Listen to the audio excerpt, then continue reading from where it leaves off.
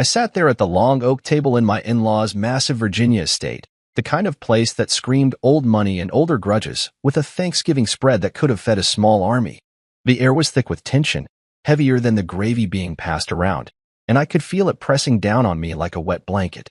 My wife, Clarissa, had that smirk on her face, the tight-lipped one she always wore when she was about to drop some smug little bombshell she'd been cooking up. I should have known something was coming. The signs were all there, plain as day. She'd been too quiet all afternoon, her eyes darting around the room like she was waiting for her cue. The turkey sat there, untouched, steam still rising from it, and I was just reaching for my fork when she stood up and tapped her wine glass with a spoon. The clinking sound cut through the chatter like a gunshot, and everyone went silent, all eyes on her. "Before we carve the turkey," she said, her voice dripping with that fake sweetness she used when she wanted to sound noble, "we have an announcement."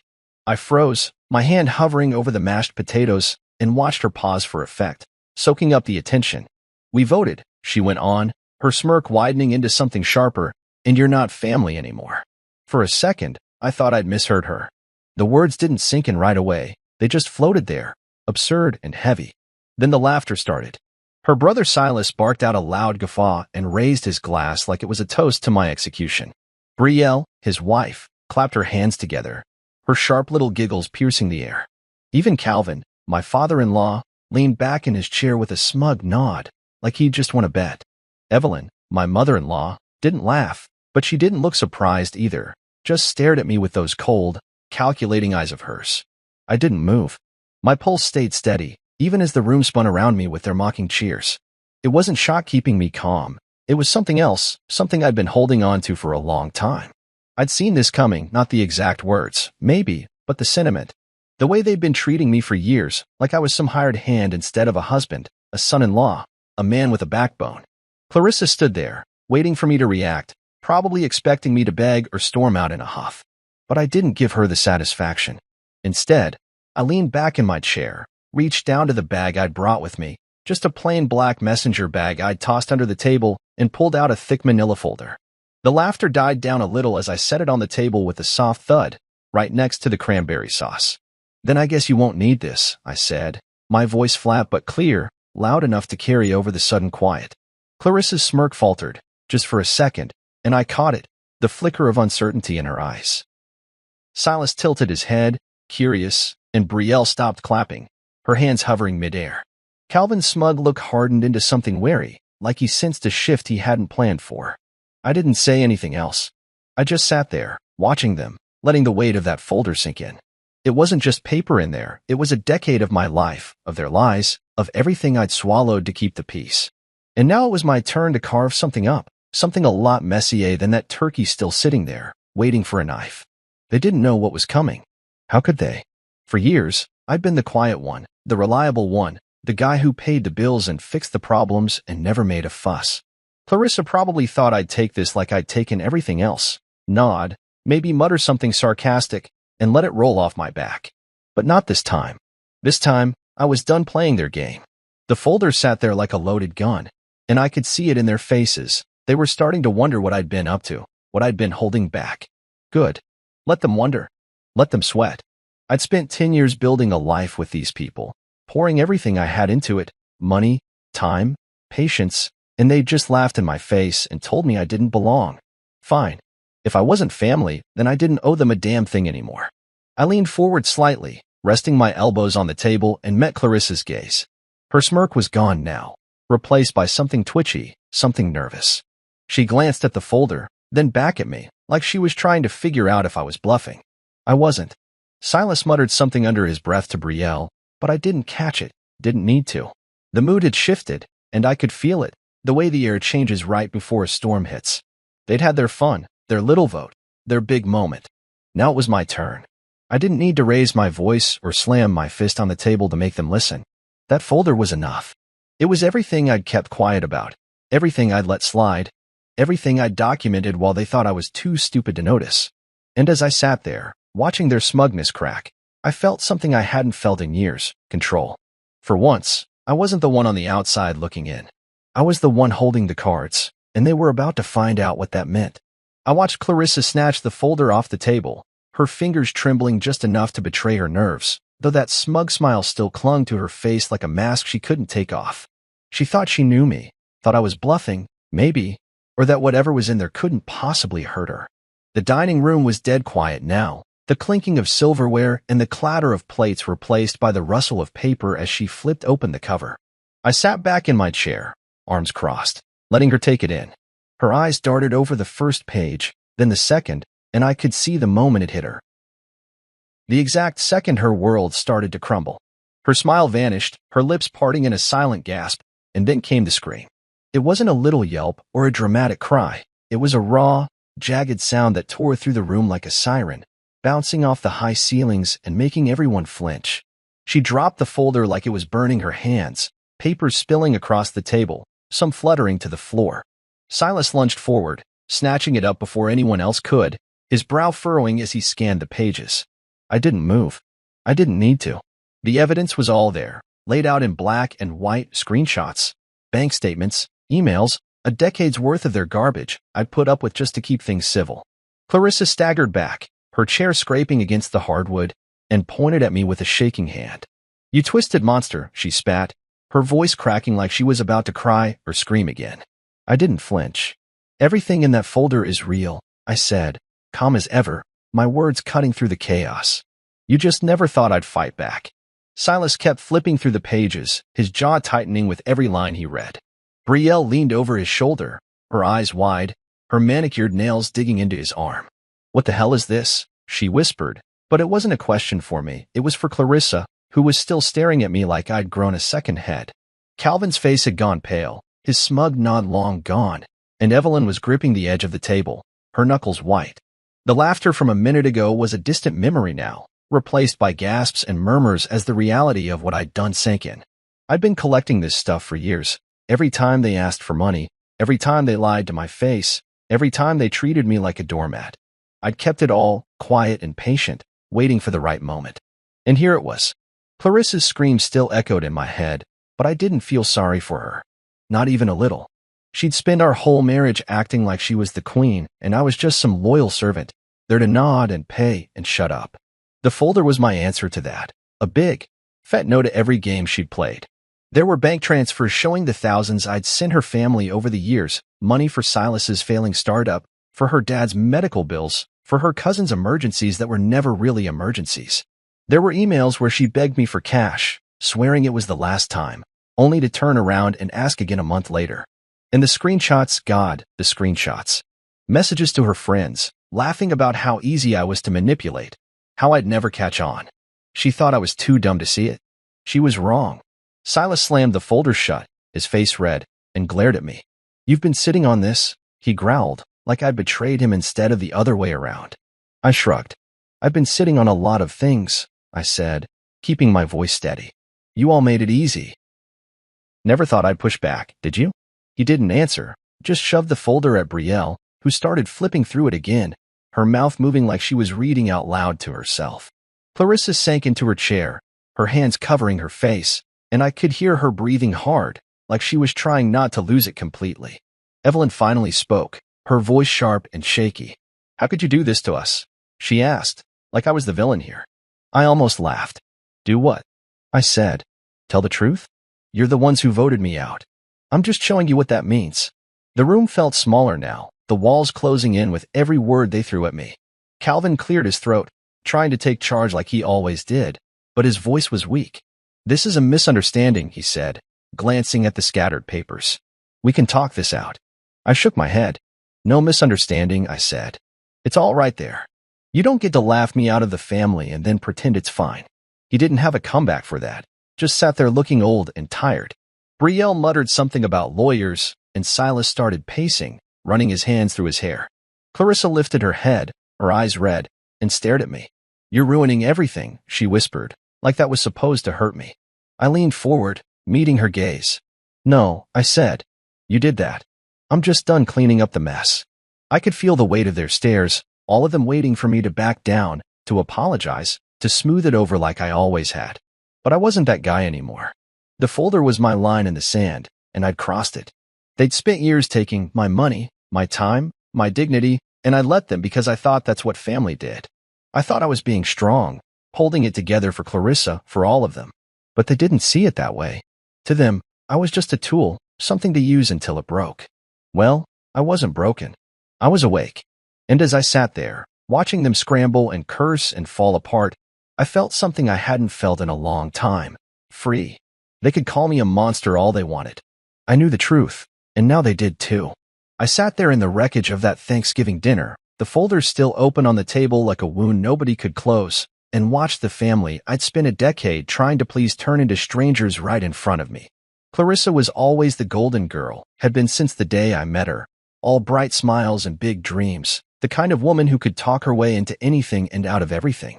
Her parents worshipped her like she was some kind of saint, their perfect daughter who could do no wrong. To them, I was just the guy in the background, the steady one who showed up with a paycheck and a handshake, the man she'd married because she deserved someone responsible. That's what Evelyn told me once, years ago, when we were still pretending to get along. Said it like it was a compliment, but it stuck in my craw even then. Responsible. That's all I was to them, a wallet with legs. It started small, the way they leaned on me. Clarissa wanted to go to law school, and I was happy to help, worked extra shifts, cut corners on my own stuff so she could chase that dream. She graduated, and I was proud, thought we were building something together. Then came the house. She found this big place we couldn't really afford, but she batted her eyes and said it was our future, so I scraped together the down payment, took on the mortgage, told myself it was worth it. Silas's tech startup was next, some half-baked app idea that never took off. He came to me with his hand out, all nervous laughs and promises, and I wrote the check because Clarissa begged me to support her brother. It tanked, of course, but they didn't blame him. They blamed me for not giving more, like I was supposed to magic up his success. Then there was Penny, Clarissa's cousin, always showing up with some sob story. Her teeth were bad, needed braces, fillings, whatever, so I paid for that too, because Evelyn said, family takes care of family, and I didn't want to look like the jerk who said no. Calvin's surgery was the big one. Heart trouble, emergency room, the works. I was there, signing papers, footing bills, driving him to appointments while Clarissa fluttered around being emotional support. I didn't mind at first. I loved her, loved them, thought that's what you do when you're in it for the long haul. But it never stopped. Every time I turned around, there was another handout, another crisis, another reason I had to step up. And I did, over and over, because I didn't want to be the guy who let them down. But the spa, that's where it broke. Clarissa came to me last year with this wild idea, a wellness spa, some fancy place with yoga and smoothies and a $200,000 loan she wanted me to co-sign. I looked at the numbers, saw the debt we were already carrying, and for once, I said no. Just no. No tears, no yelling, just a flat, quiet no. You'd think I'd set the house on fire. She stared at me like I'd slapped her, then stormed off, and the next day, the whole family was on my case. Silas called me selfish, said I was holding Clarissa back. Brielle texted me some long rant about how I didn't get her vision. Evelyn pulled the guilt card, all soft and teary, saying, she's trying so hard, and you're crushing her spirit. Even Calvin got in on it, grumbling about how I wasn't stepping up like a real man should. Suddenly, I was toxic, the bad guy, the one who didn't care about their dreams. I saw it then, clear as day. They'd been building up to this for years. The spa was just the excuse. They'd been rehearsing my exit, planning how to paint me as the problem so they could keep their hands clean. Clarissa started staying out late, working on her spa pitch, but I'd hear her on the phone, laughing with her friends about how she'd fix things soon. Silas stopped asking for money directly, went through her instead, like I wouldn't notice. Brielle started dropping little digs at family dinners, calling me Mr. Practical with that fake smile of hers. And Calvin, he just watched, nodding along, letting them chip away at me until I was nothing but a shadow in their story. They didn't just turn on me that Thanksgiving. They'd been practicing it, perfecting it, like actors in some twisted play where I was the villain they'd all agreed to hate. Now, with the folder out and the truth spilling across the table, I could see the cracks in their act. Clarissa's hands were shaking as she stared at the papers, her perfect mask slipping. Silas was muttering something to Brielle, probably trying to figure out how to spin this, but his voice was tight, panicked. Evelyn's eyes were wet, but I knew those tears, crocodile tears, meant to make me feel bad, not because she was sorry. Calvin just sat there, deflated, like he'd finally run out of lines. They'd thought I'd never push back, that I'd keep taking it because that's what I'd always done. Paid for law school, the house, the surgery, all of it, and never asked for a thank you. But I wasn't their Golden Girls prop anymore. I was done being the guy they could bleed dry and toss aside when they were bored. I leaned back, watching them scramble, and felt the weight lift off my chest. For years, I'd carried them. Every bill, every favor, every guilt trip. And they'd let me, because to them, I wasn't family. I was a means to an end. Clarissa's dream, Silas's startup, Penny's teeth, Calvin's heart. They were her story, her people, and I was just the guy who made it happen. But not anymore. The folder was my proof, my way of saying I wasn't the fool they thought I was. They'd rehearsed my exile, sure, but they didn't rehearse this, me fighting back, me walking away. And as I sat there, the turkey still steaming untouched, I knew one thing for sure, they'd never see me coming, because they never really saw me at all. I sat there at the ruined Thanksgiving table, the folder's contents scattered like confetti from a party nobody wanted to attend, and watched the family I'd propped up for years squirm under the weight of their own lies. The air was thick with shock, the kind that hangs heavy when secrets get dragged into the light. And I could feel every eye on me, some angry, some scared, all of them waiting for me to say something. Clarissa was slumped in her chair, her face a mess of tears and fury, but I didn't look away. I'd spent too long looking away, letting her spin her stories, letting them all think I was too soft or too stupid to notice what they were doing. Not anymore. That folder was my voice, loud and clear, and it was screaming everything I'd held back for a decade. It laid out the numbers first. $94,000 over 8 years, drained from my accounts into theirs, piece by piece. Venmo receipts with little notes like for groceries or emergency car repair, except I knew those groceries were for Silas's poker nights and that car repair was for Brielle's shopping spree. PayPal transfers to Clarissa, hundreds at a time, with messages saying just this once, or, I'll pay you back, she never did. Emails from her, long ones full of sob stories about how she needed cash for some crisis, how I was her rock, how I had to help because that's what husbands do.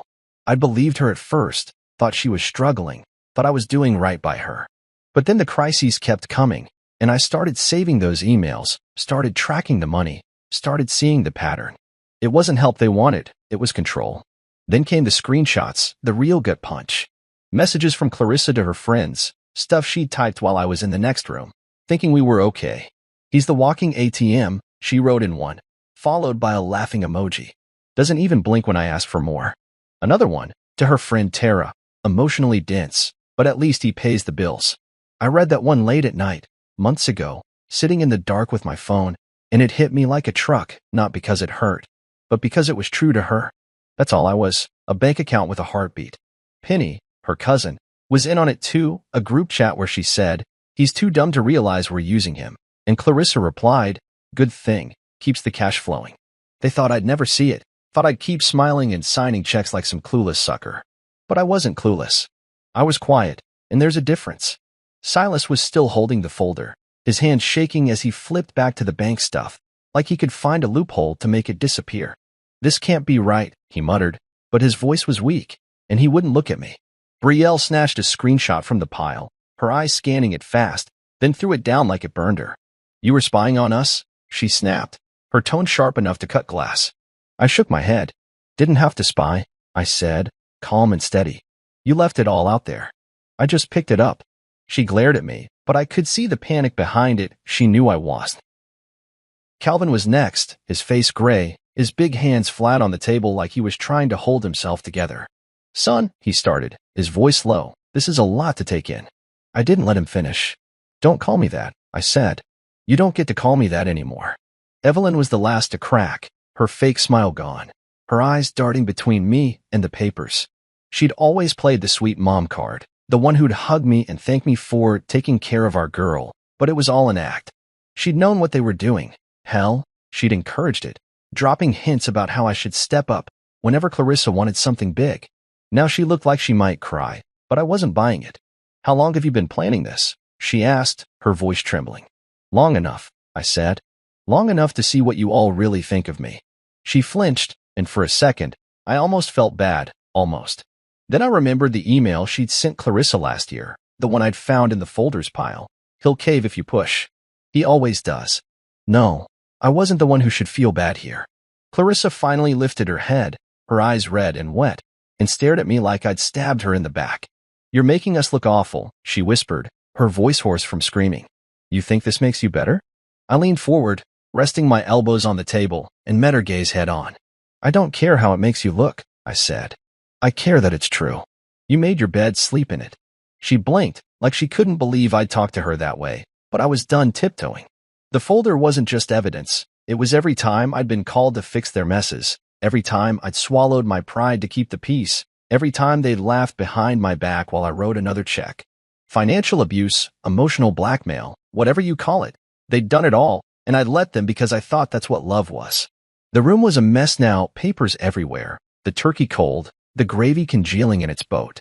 Silas tossed the folder down, muttering something about lawyers, and Betrayal started whispering to him, her hands flailing. Calvin just sat there, staring at nothing, and Evelyn was dabbing her eyes with a napkin, playing the victim like she always did. Clarissa kept looking at me, like she was waiting for me to take it back, to say I didn't mean it. But I did. I meant every word, every page, every dollar they'd taken. They thought I was too dumb to fight, too weak to walk away. They were wrong. I'd been patient, not blind, and now they were seeing the real me, the one who'd had enough. As I sat there, watching them fall apart, I didn't feel angry or sad. I felt awake, like I'd finally opened my eyes after a long, bad dream. They'd used me up, but I wasn't used up. Not yet. I sat there in the chaos of that Thanksgiving mess, the folder's pages still spread out like a map of their betrayal, and watched Silas dig through the pile with a look I hadn't seen on him before.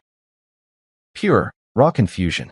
He stopped cold when his fingers landed on a hotel receipt, a crisp little slip of paper that seemed to burn him just to touch it. "What the hell is this?" he said, his voice loud enough to snap everyone's heads up. He held it out, the receipt trembling slightly in his hand, and I could see Clarissa's face drain of color, going from red and blotchy to ghost white in a heartbeat. "Don't," she warned, her voice sharp but shaky, like she was trying to scare him off. Too late. Silas didn't listen. He never did when he smelled blood, and handed it to me across the table. "You knew about this?" he asked, his eyes boring into mine. I took the paper, glanced at it, and nodded. "I compiled it," I said, calm as ever. "It's all in there." The receipt was from a fancy hotel in Charleston. 3 nights, room service, spa charges, the works. And there, buried in the fine print, was the kicker. Charges linked to a second guest, Rachel S. I'd found it months ago, tucked into a stack of credit card statements Clarissa thought I'd never check. She'd told me it was a yoga retreat, some self-care weekend she needed to find her balance. I'd nodded back then, too tired to argue. But something nagged at me. Maybe the way she wouldn't meet my eyes when she packed her bag, or how she came back smelling like perfume I didn't recognize. So I dug, found the statement, called the hotel pretending to confirm a booking, got the details. Rachel S. wasn't a yoga instructor. She was someone Clarissa had been meeting on the side, someone she'd hidden behind lies and fake smiles while I paid the bills. The room started buzzing, low murmurs rippling through the family like static. Betrayal leaned forward, her eyes narrowing as she stared at Clarissa. "You said this marriage was solid," she whispered, her voice tight with something that sounded like betrayal. Clarissa didn't answer, just sat there, her hands clenched in her lap, staring at the table like she could will the receipt to disappear. Silas tossed the folder down, his face twisted in disgust. "An affair?" he said, louder now, looking from me to her. "You've been screwing around, and he's got proof?" Evelyn gasped, a little too dramatic, her hand flying to her chest like she was in some soap opera. Calvin just sat there, his jaw tight, saying nothing. I could feel the shift, them turning on her now, like sharks circling a wounded fish, but I didn't jump in to save her. Not this time. I leaned back in my chair, the receipt still in my hand, and let them stew. I'd known about Rachel for a while, pieced it together from the hotel stays, the late-night work calls, the way Clarissa would get all jumpy if I touched her phone. At first, I thought I was paranoid, that I was reading too much into it. But then I found the messages, not the flirty ones she'd deleted, but the dumb ones she'd forgotten about, like "Rachel says hi" from a friend who didn't know I wasn't in on it. I didn't confront her then. Didn't see the point. She'd just lie, cry, turn it around on me like she always did, say I was controlling, say I didn't trust her. So I kept quiet, kept collecting, kept building that folder until I had enough to bury her excuses. This wasn't about catching her in the act. It was about showing them all who she really was. Silas was pacing now, his hands in his hair, muttering curses under his breath. All this time, he said, you've been playing the perfect wife, and he's been, what? Covering for you. He shot me a look, half angry, half impressed, like he couldn't decide if I was a saint or a sucker. I shrugged. Not covering, I said. Watching. Waiting. Betrayal snatched the receipt from me, scanning it again, her lips moving as she read. 3 nights, she said, almost to herself. 3 nights with some woman, and you let him pay for it? That last part was aimed at Clarissa, who flinched but still didn't speak. I could see her trying to think, trying to find a way out, but there wasn't one. Not with the proof right there, staring them all in the face. Evelyn finally piped up, her voice wobbly. Clarissa, honey, tell us this isn't true, she said, reaching for her daughter's hand. Clarissa jerked away, her eyes flashing. It's not what you think, she snapped, but it sounded hollow, like even she didn't believe it. What is it, then? Silas shot back, stopping mid-pace to glare at her. Because it looks like you've been cheating, and he's got the receipts, literally. She opened her mouth, closed it, then looked at me, pleading with her eyes for the first time in years. I didn't budge. Don't look at me, I said. You did this. Explain it to them. She didn't. Just dropped her head again, silent, and I knew she couldn't talk her way out of this one. The murmurs got louder, the family fracturing right in front of me. Betrayal was whispering to Silas, something about how long it's been going on, and Evelyn was dabbing her eyes, muttering about poor Joel, like I wasn't sitting right there. Calvin cleared his throat, finally breaking his silence. This is a private matter, he said, his voice gruff. We don't need to air it out here. I almost laughed. Too late for that, I said, tapping the folder. You voted me out. This is what you get instead. He glared at me, but there was no heat in it, just exhaustion, like he knew the game was up. Clarissa's affair wasn't just her secret anymore. It was theirs now, too, and they couldn't unsee it. I sat there, watching them unravel, and felt the strangest thing. Relief. Not because she'd cheated, though that stung, but because it was out. No more pretending, no more swallowing her lies to keep the peace. They'd all thought she was perfect, thought I was the problem, but now they knew. Rachel S. wasn't some yoga guru. She was the other woman, and I'd paid for their little getaway without even knowing it. The folder had done its job. Ripped the mask off Clarissa's Golden Girl act and showed them the truth. As Silas cursed and Betrayal hissed and Evelyn sobbed, I stayed quiet, letting it sink in. They could fight over it all they wanted. I was done carrying her secrets or their blame. For once, I wasn't the one cleaning up the mess. I was the one walking away from it. I sat there as the Thanksgiving dinner turned into a battlefield, the folder's secrets still smoking like a lit fuse, and watched the family scramble to make sense of the mess Clarissa had made. The air was thick with tension, the kind that makes your skin itch, and I could feel their eyes darting between me and her, waiting for the next blow. Silas was pacing, muttering about lawyers, while Betrayal clutched that hotel receipt like it was a weapon. Clarissa just sat there, head down, hands twisted in her lap, like she could shrink into nothing and escape it all. I didn't say a word, not yet. I reached into my bag again, slow and deliberate, and pulled out a second envelope, this one thinner but heavier in a way they couldn't see. Calvin caught the movement, his tired eyes narrowing, and raised a hand like he could stop me. What now? He said, his voice rough, like he'd aged 10 years in 10 minutes. I set the envelope on the table, right where the folder had been, and looked him square in the eye. Severance, I said. The word hung there, sharp and final, and I let it sink in. Clarissa's head snapped up, her eyes wide, and Evelyn let out a little gasp, her hand flying to her mouth. Silas stopped pacing, turning to stare at me like I'd lost my mind. Severance, he repeated, his voice loud and confused. What the hell does that mean? I didn't rush to answer, just slid the envelope toward the middle of the table, letting them wonder. Inside were the papers I'd spent weeks getting ready, documents cutting Clarissa off from our joint accounts, stripping her name from my emergency contacts, ending my power of attorney for her parents. It was all there, signed and notarized, every tie I'd had to them severed with a pen stroke. I'd gone to the bank, the lawyer, the insurance office, quietly, methodically, making sure it was airtight. This wasn't a tantrum. This was me taking my life back. Clarissa grabbed the envelope first, her hand shaking so bad she could barely open it. She pulled out the papers, her eyes scanning fast, and I saw the moment it hit her, her breath caught, and she looked up at me, stunned. You're cutting us off, she said, her voice cracking like she couldn't believe it. Evelyn leaned over, snatching a page from her, and read it too, her face crumpling.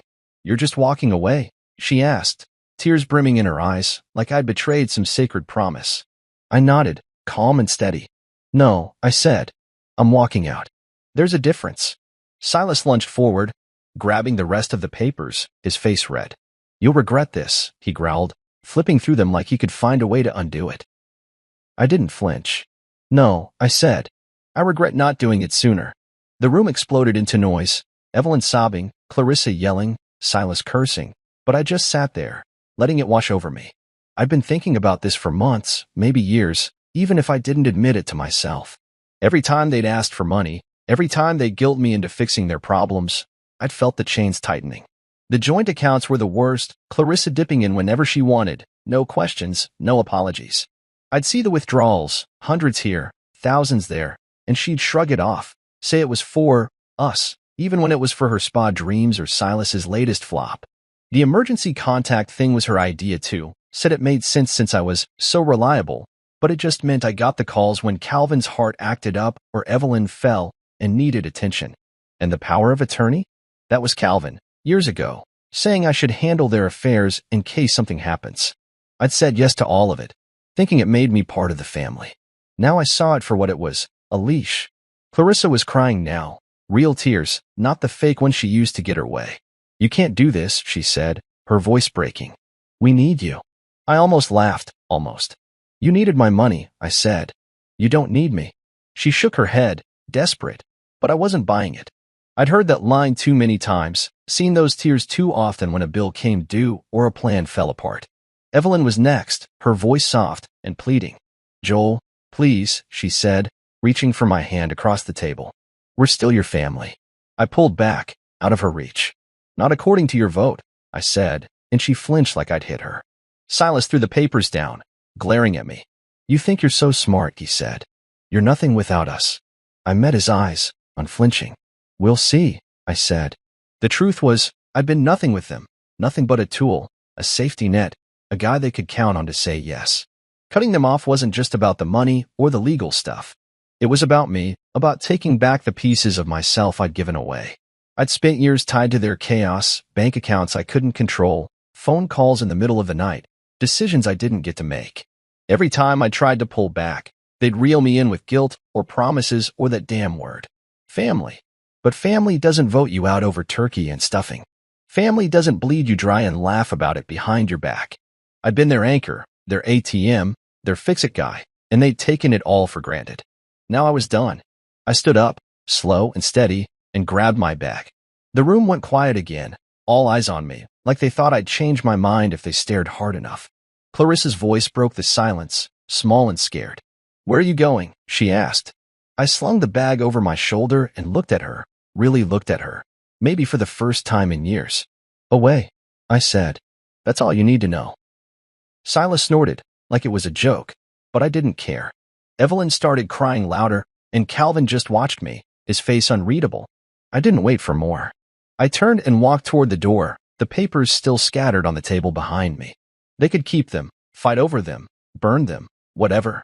I didn't need them anymore. The severance was done, and so was I. As I stepped out into the cold November air, I felt lighter than I had in years. They'd regret losing me, maybe. But me? I was already free. I left that Thanksgiving disaster behind me, the echoes of Clarissa's cries and Silas's curses fading as I walked out the door of that big Virginia estate and into the night. The cold air hit my face like a slap, but it felt good, clean, sharp, like it was waking me up. I got in my truck, tossed my bag on the passenger seat, and drove off without looking back. I didn't have a plan right then, just a need to get away, so I headed to a cabin I'd rented by the lake a few weeks back. I'd found it online one night when I couldn't sleep, scrolling through listings like I was looking for an escape hatch. It was small, cheap, tucked away in the woods, perfect. I'd booked it on a whim, not even sure why, but now it felt like the only place I belonged. The drive took a couple hours, the road winding through dark trees and empty fields, my headlights cutting through the quiet. I didn't turn on the radio, didn't need the noise. For the first time in years, I wasn't running to fix someone else's problem. No phone buzzing with Clarissa's latest emergency, no late-night calls from Evelyn about Calvin's health, no texts from Silas begging for cash. Just me and the hum of the engine, the tires on the pavement, the world slipping by outside. I got to the cabin around midnight, a little wooden place with a sagging porch and a view of the water. I unlocked the door, dropped my bag, and stood there in the dark, listening to the silence. It was so still I could hear my own breathing, and it hit me. This was peace. 3 days went by like that. 3 days of nothing but me and the lake and the woods. I'd wake up slow, no alarm, no rush, just the sun creeping through the curtains. I'd make coffee in an old pot I found in the kitchen, sit on the porch with a mug, and watch the water ripple in the breeze. No one needed me to sign anything, pay anything, be anything. I chopped some wood I found out back, built a fire at night, sat there with the crackle and the warmth and let my mind wander. I thought about the folder, the severance papers, the way their faces had twisted when I walked out. I thought about Clarissa, about how I loved her once, really loved her, the kind of love that makes you stupid. I thought about how that love had turned into something else, something heavy and sour, and how I'd let it happen because I didn't know how to stop it. But mostly, I thought about me, about what I wanted, what I'd lost, what I could still find. The 4th day, it started. My phone, which I left on just in case, lit up with a text from Clarissa. Joel filed for separation, it said, her words short and sharp. Are you happy now? I stared at it, the screen glowing in the dim cabin light, and felt nothing, no guilt, no panic, just a blank space where those feelings used to be. Joel was me, of course. She typed it wrong. Or maybe she meant it as some jab, like I was a stranger now. I didn't reply. Another one came an hour later. I can't believe you'd do this to me. Still nothing from me. Then the voicemails, her voice, high and shaky, saying she was falling apart, saying I'd ruined her life. I listened to one, just to see if it had hit me different, but it didn't. She sounded like she always did when she wanted something desperate, loud, like the world owed her a rescue. I deleted it halfway through. Evelyn was next, her messages piling up like clockwork. Clarissa's a mess, she wrote. Calvin's health is worse. He's not eating, not sleeping. Come fix this. That one almost got me almost. I could picture her, sitting in that big house, typing it out with her sad little frown, knowing I'd always come running before. Calvin's heart, her tears, Clarissa's tantrums, I'd fix them all, every time, because they'd trained me to. But not now. I set the phone down, walked to the kitchen, and brewed another pot of coffee. I didn't owe them a damn thing, not a word, not a visit, not a dime. They'd voted me out, laughed me out, and now they wanted me back because the mess was too big without me. Tough luck. I took my coffee outside, sat on the porch steps, and watched the lake shimmer under the gray sky. My phone buzzed again, ignored it. I'd scheduled a dentist appointment the day before, something I'd put off for years because I was too busy handling their chaos. I'd called a buddy too, one I hadn't seen since Clarissa started filling my weekends with family stuff. He'd laughed when I told him I was free, said we should grab a beer soon. Small things, normal things, but they felt huge, like I was building something new, something mine. The silence wasn't just quiet anymore. It was space, room to breathe, to think, to figure out who I was when I wasn't their errand boy. By the 3rd voicemail from Clarissa, I turned the phone off. I didn't need to hear it, didn't want to. I knew what she'd say. More tears, more blame, more you have to help me. Same with Evelyn. More guilt, more family talk, more reasons I should drop everything and run back. But I wasn't running anywhere. I finished my coffee, went inside, and grabbed a book I'd brought, an old paperback I'd been meaning to read for years. I sat by the fire, turned the pages, let the words fill the quiet.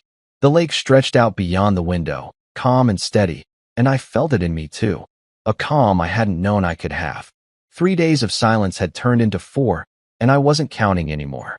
They could call, cry, beg all they wanted. I was here, not there, and for once, that was enough. I wasn't fixing their mess. I was fixing mine, one quiet, peaceful moment at a time. I was sitting by the fire in that little lake cabin, the quiet wrapping around me like a blanket, when Christmas Eve rolled in. Almost a month since I'd walked out of that Thanksgiving nightmare.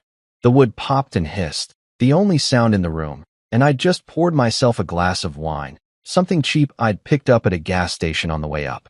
I wasn't big on wine, but it felt right, something to mark the night, to sit with alone. The phone had been off for days, charging in a drawer I hadn't opened, and I liked it that way. No buzz, no begging, just me and the glow of the flames. I'd spent the day hiking around the lake, boots crunching on frozen ground, the cold air stinging my lungs in a good way. It was simple, clean mine. Then my phone dinged, a single text that slipped through before I'd turned it off again, and it was Evelyn, pulling me back to them. I fished it out of the drawer, just curious enough to look.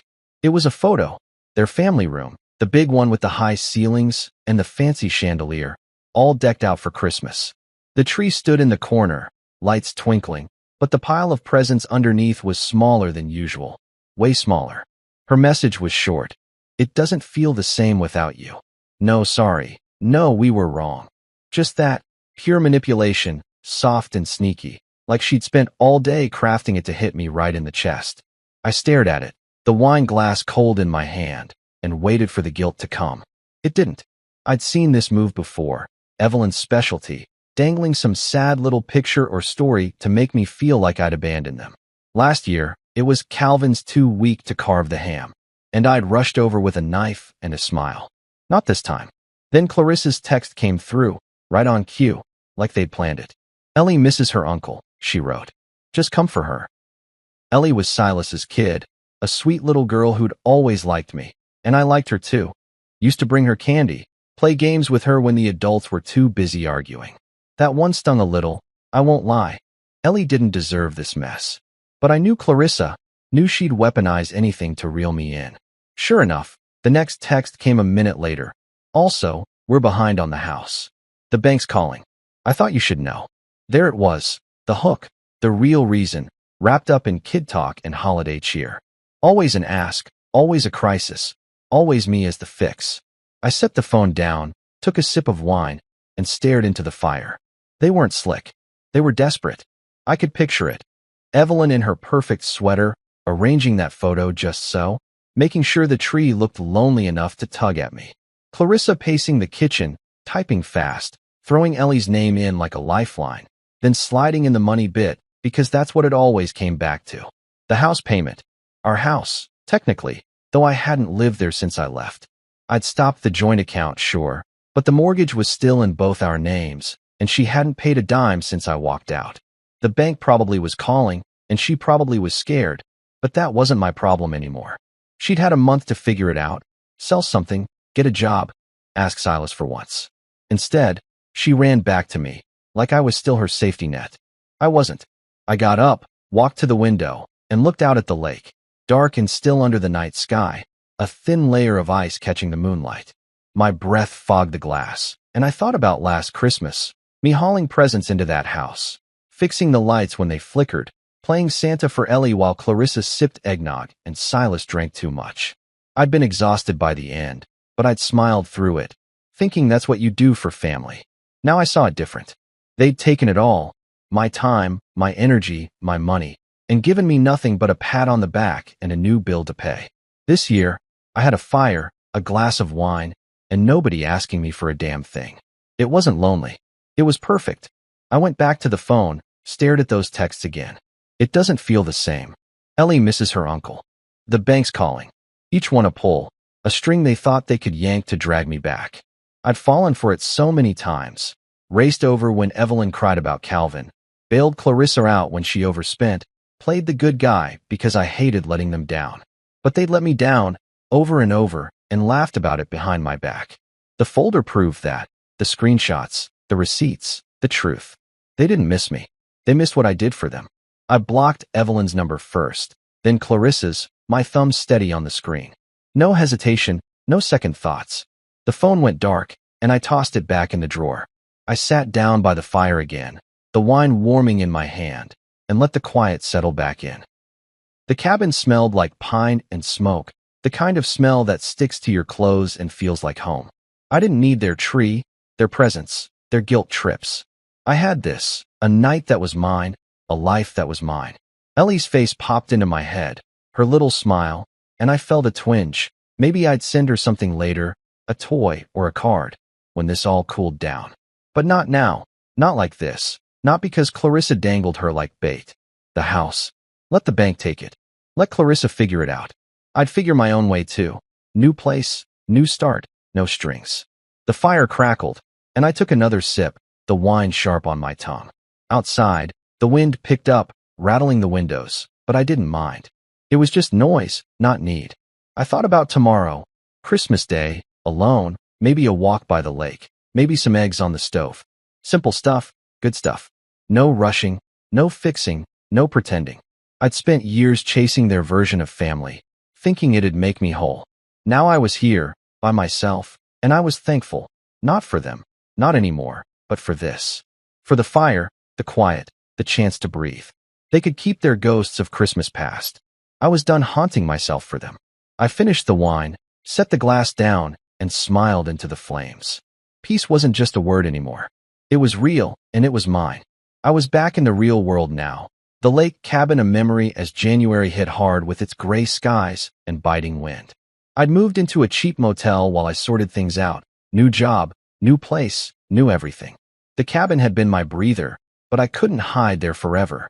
Life kept moving, and so did I. My phone stayed quiet since I'd blocked Clarissa and Evelyn. The silence a gift I wasn't ready to give up. But they found ways. People always do when they're desperate. It started with calls from numbers I didn't know, voices claiming to be lawyers or friends of Calvin, talking about the family trust. I'd revoked my role in that mess back with the severance papers, so I hung up every time, no words wasted.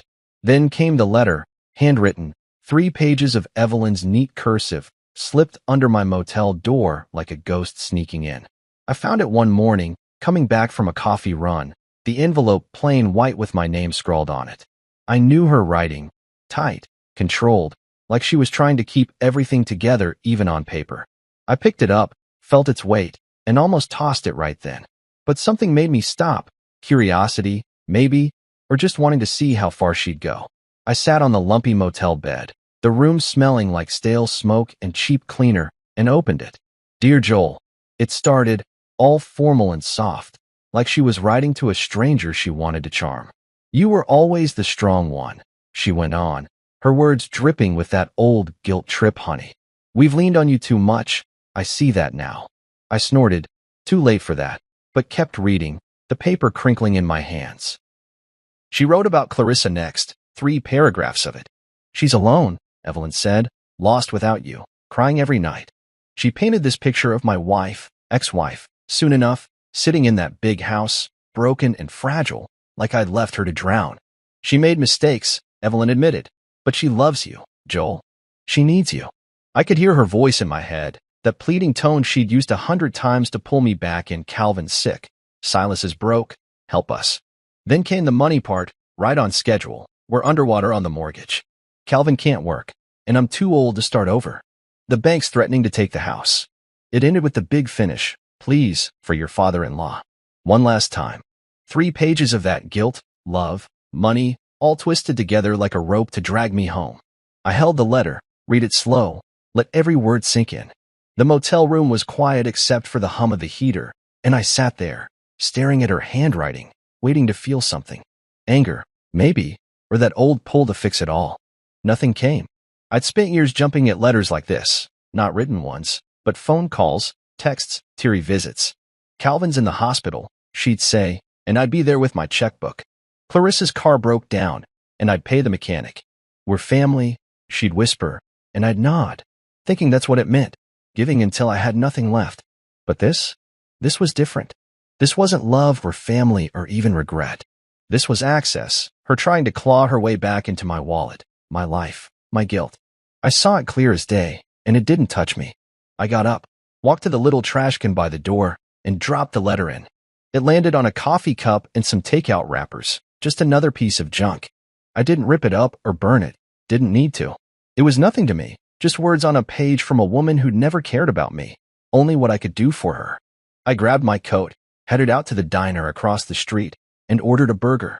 The waitress smiled, the food was hot, and I ate alone, thinking about the day ahead, a job interview, a lead on an apartment, small steps forward.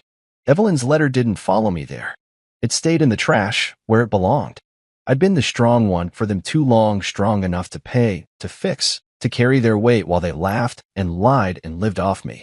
The folder had shown me that, and the severance papers had sealed it. Clarissa alone? She'd been alone with Rachel S. In Charleston, hadn't she? The mortgage? They'd had my money for years, let them sell the damn spa equipment or Silas's car. Calvin's health? I wasn't his nurse or his bank anymore. One last time, she'd written, but there'd been 100 last times, and I was done counting.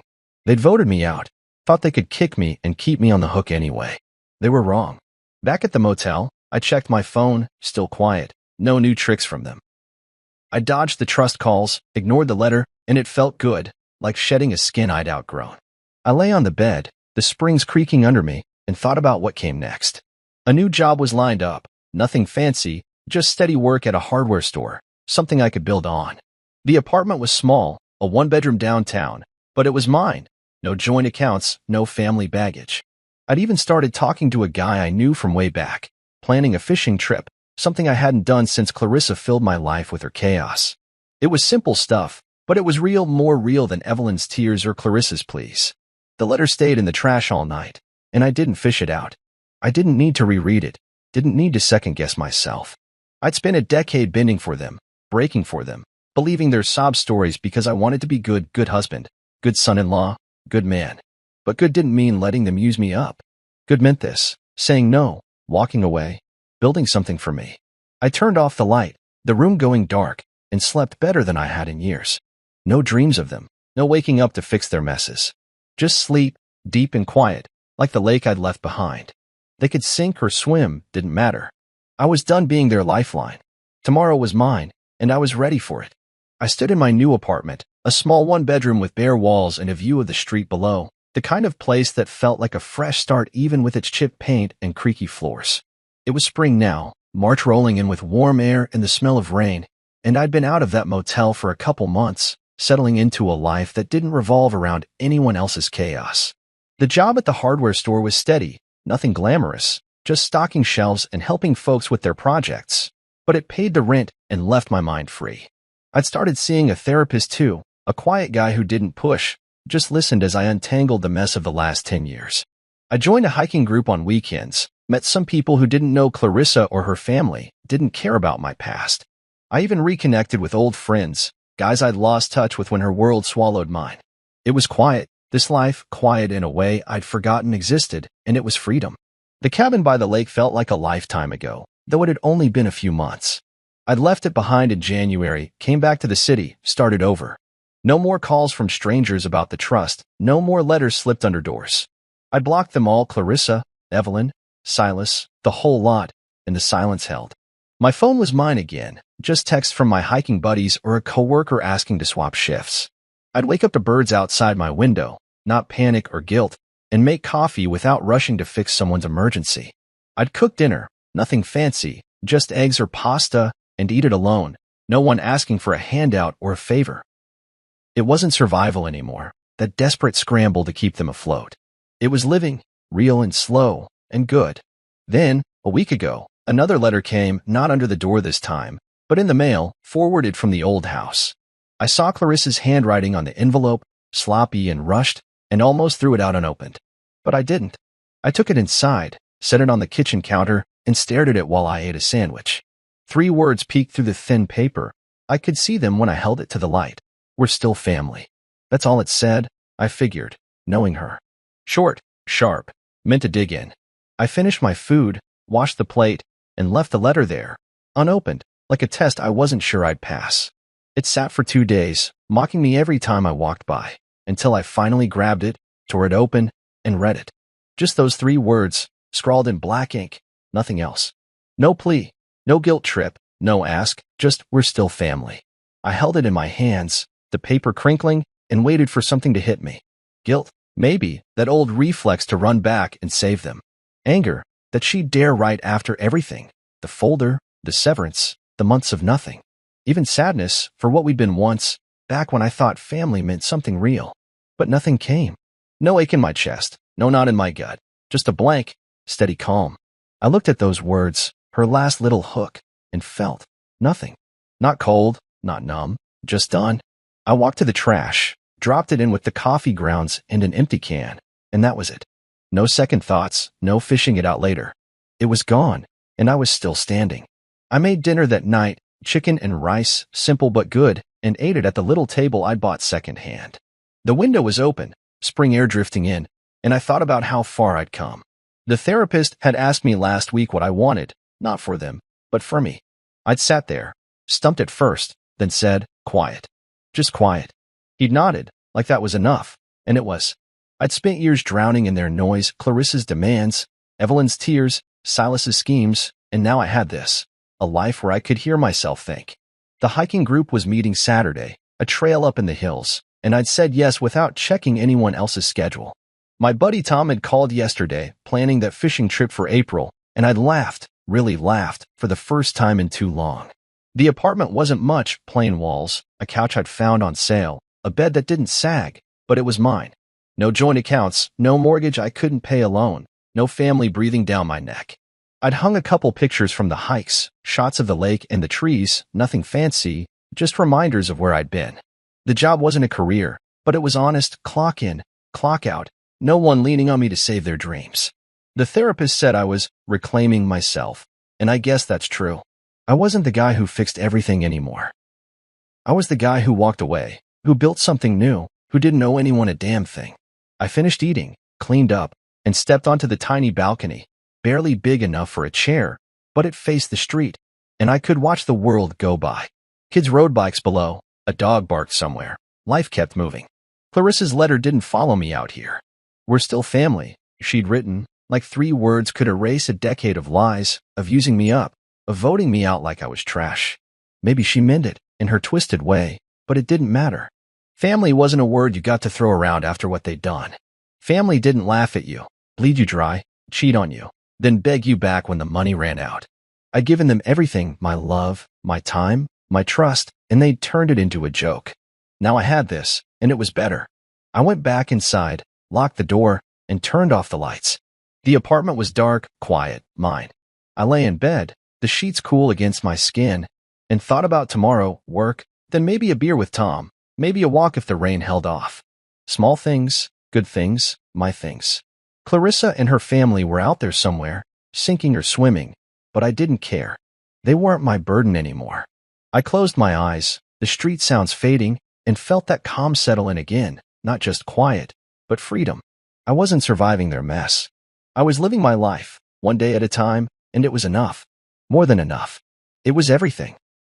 The clinking of wine glasses filled the air at her parents' sprawling mansion, a place that always felt more like a museum than a home. Crystal chandeliers cast soft light over the polished hardwood floors, and the hum of conversation mixed with faint jazz from a speaker somewhere in the corner. I stood near the edge of the room, holding a glass of red I hadn't touched, watching the crowd of Camille's family and friends celebrate her new corporate job offer. It was a big deal, her stepping into a finance role at a tech giant, a chance to climb the ladder she'd been eyeing for years. I was proud of her, even if she didn't think I had any right to be. The room buzzed with excitement, her cousin snapping photos, her father nodding approvingly at anyone who'd listen about his daughter's ambition. But then her mother, Elaine, raised her glass, her voice cutting through the chatter like a blade wrapped in silk. To Camille finally leveling up and leaving behind the freeloaders, she shouted, her eyes flicking toward me for just a moment. Laughter rippled through the room. It wasn't cruel, not exactly, but it carried that sharp edge of judgment I'd grown used to. I felt the weight of every glance, every smirk, as if I were some stray dog they'd let in out of pity. Then Camille turned to me, her lips curling into that mocking smile she'd perfected over the past year. Seriously, Mason, she said, loud enough for the whole room to hear, get a life. Stop hanging around Jake just to feel important. He's rich and successful. You're not. The words hit like a punch I didn't see coming. The air went still, the kind of silence that makes your ears ring. Her uncle Darius chuckled nervously, muttering something about tough love, but no one else spoke. I could have said something back, could have let the anger bubbling in my chest spill out. But instead, I just smiled. Not the weak, pleading kind of smile that begs for approval. No, this was different. It was the kind of smile that knows something the room doesn't. Because Camille, for all her ambition and sharp words, had no idea whose signature was on her brand new paycheck. I took a sip of the wine, letting the bitterness of it match the moment. Around me, the party started to hum again, people pretending the awkwardness hadn't happened. Elaine glided over to Camille, whispering something that made her laugh, and I watched my wife soak it all in, her moment, her victory. She looked beautiful, I'd give her that. Her dark hair was swept up, her dress hugging her frame like it was made for her. But beauty doesn't soften a sting like that. I'd heard her jabs before, the little comments about my lack of drive, or how I was lucky to know someone like Jake Lawrence, her idea of a real success story. She'd say it at dinners, at gatherings like this, always with that same smirk, like she was doing me a favor by pointing out my flaws. And every time, I'd let it slide. Not because I was spineless, but because I was waiting. See, I'd learned something about people over the years. They show you who they are when they think you've got nothing to offer. Camille thought I was just a guy coasting through life, leaning on my old college buddy Jake to feel relevant. She didn't know the truth, and I hadn't told her, not out of fear, but because I wanted to see how far she'd go. Tonight, though, her words cut deeper than usual. Maybe it was the crowd, the way her family leaned into her insult like it was a punchline they'd all been waiting for. Or maybe it was the way she didn't even glance back to see if I was okay. Either way, something shifted inside me. I set my glass down on a nearby table, the stem catching the light for a moment. Across the room, Camille was laughing with her cousin, already moving on from her little performance. I could have walked over, pulled her aside, and laid it all out right then, told her everything. But where's the value in that? Truth isn't just words, it's timing. And tonight wasn't the night. Not yet. Instead, I slipped through the crowd, nodding politely at a few familiar faces. Uncle Darius caught my arm as I passed, his breath heavy with whiskey. "So, Mason, what do you actually do these days?" he asked, his voice loud enough to draw a couple of glances. It was the same question he always asked, like he was digging for dirt. I gave him my usual vague answer, something about consulting, helping out with Jake's projects. He nodded, unimpressed, and let me go. That's how it always went with her family. To them, I was the guy who didn't quite fit, the one who married up and hadn't earned it. As I stepped onto the balcony for some air, the cool night hit my face, grounding me. The city sparkled below, all sharp lights and distant noise. I leaned against the railing, replaying her words in my head. He's rich and successful. You're not. If only she knew. If only she had any clue that the man she mocked was the one who'd built the very foundation she was now standing on. I wasn't angry, not exactly. It was more like disappointment, mixed with a strange kind of curiosity. How would she react when she found out? Would she laugh it off, like she did tonight? Or would it shake her world just enough to make her see me differently? I pulled my phone from my pocket, the screen lighting up with a text from Jake. "Heard about the party.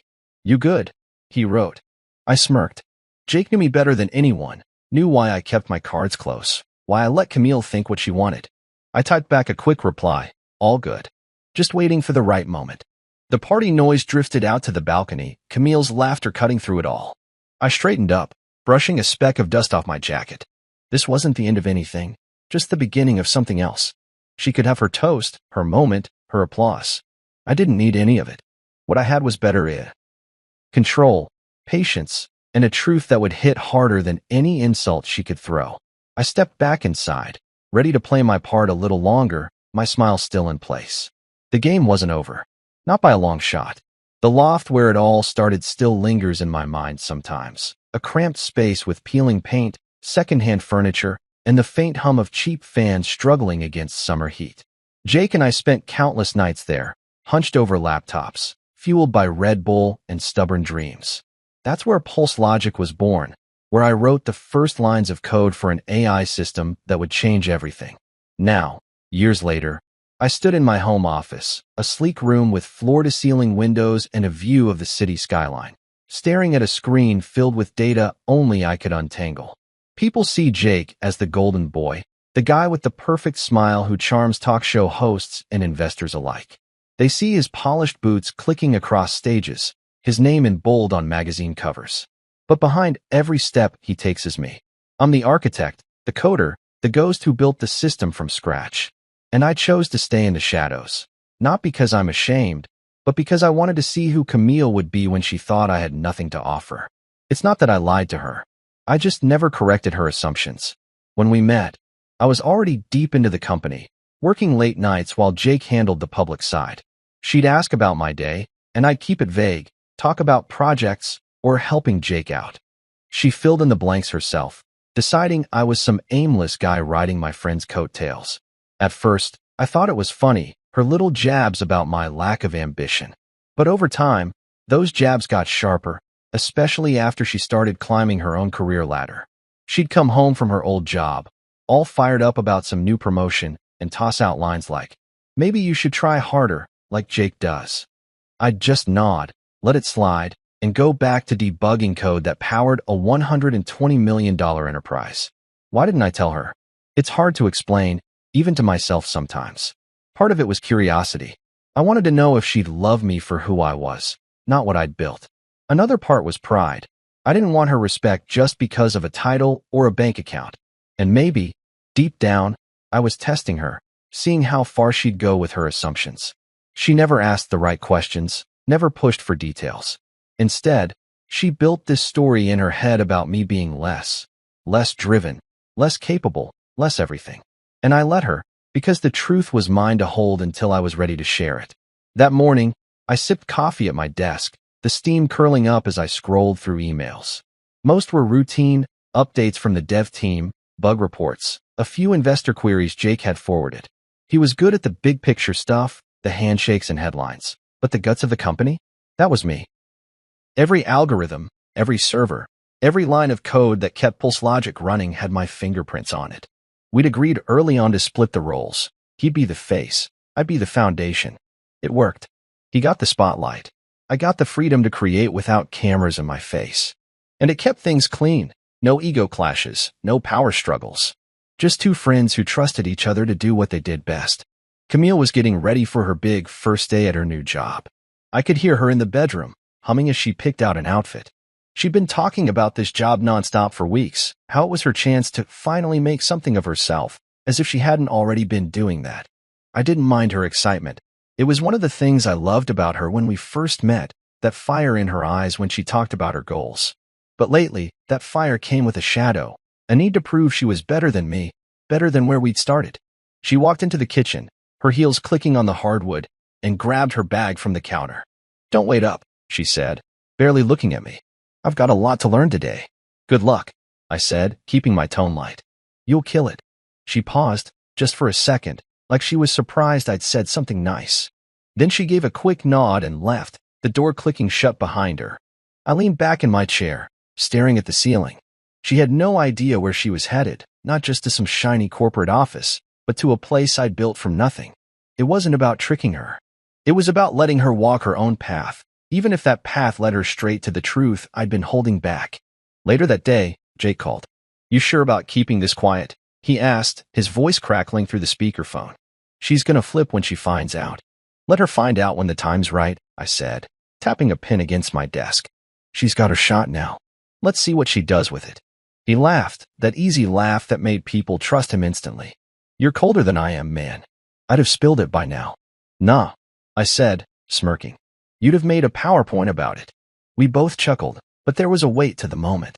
Jake knew why I was doing this, knew it wasn't about revenge or ego. It was about clarity, about seeing who Camille really was when the masks came off. I hung up and turned back to my screen, pulling up the latest system diagnostics. The numbers flowed like a language I'd invented, each one a piece of the empire I'd created. Camille could think what she wanted for now. She could call me a freeloader, a shadow, whatever made her feel taller. But the truth? It was bigger than her words, bigger than her smirk at that party.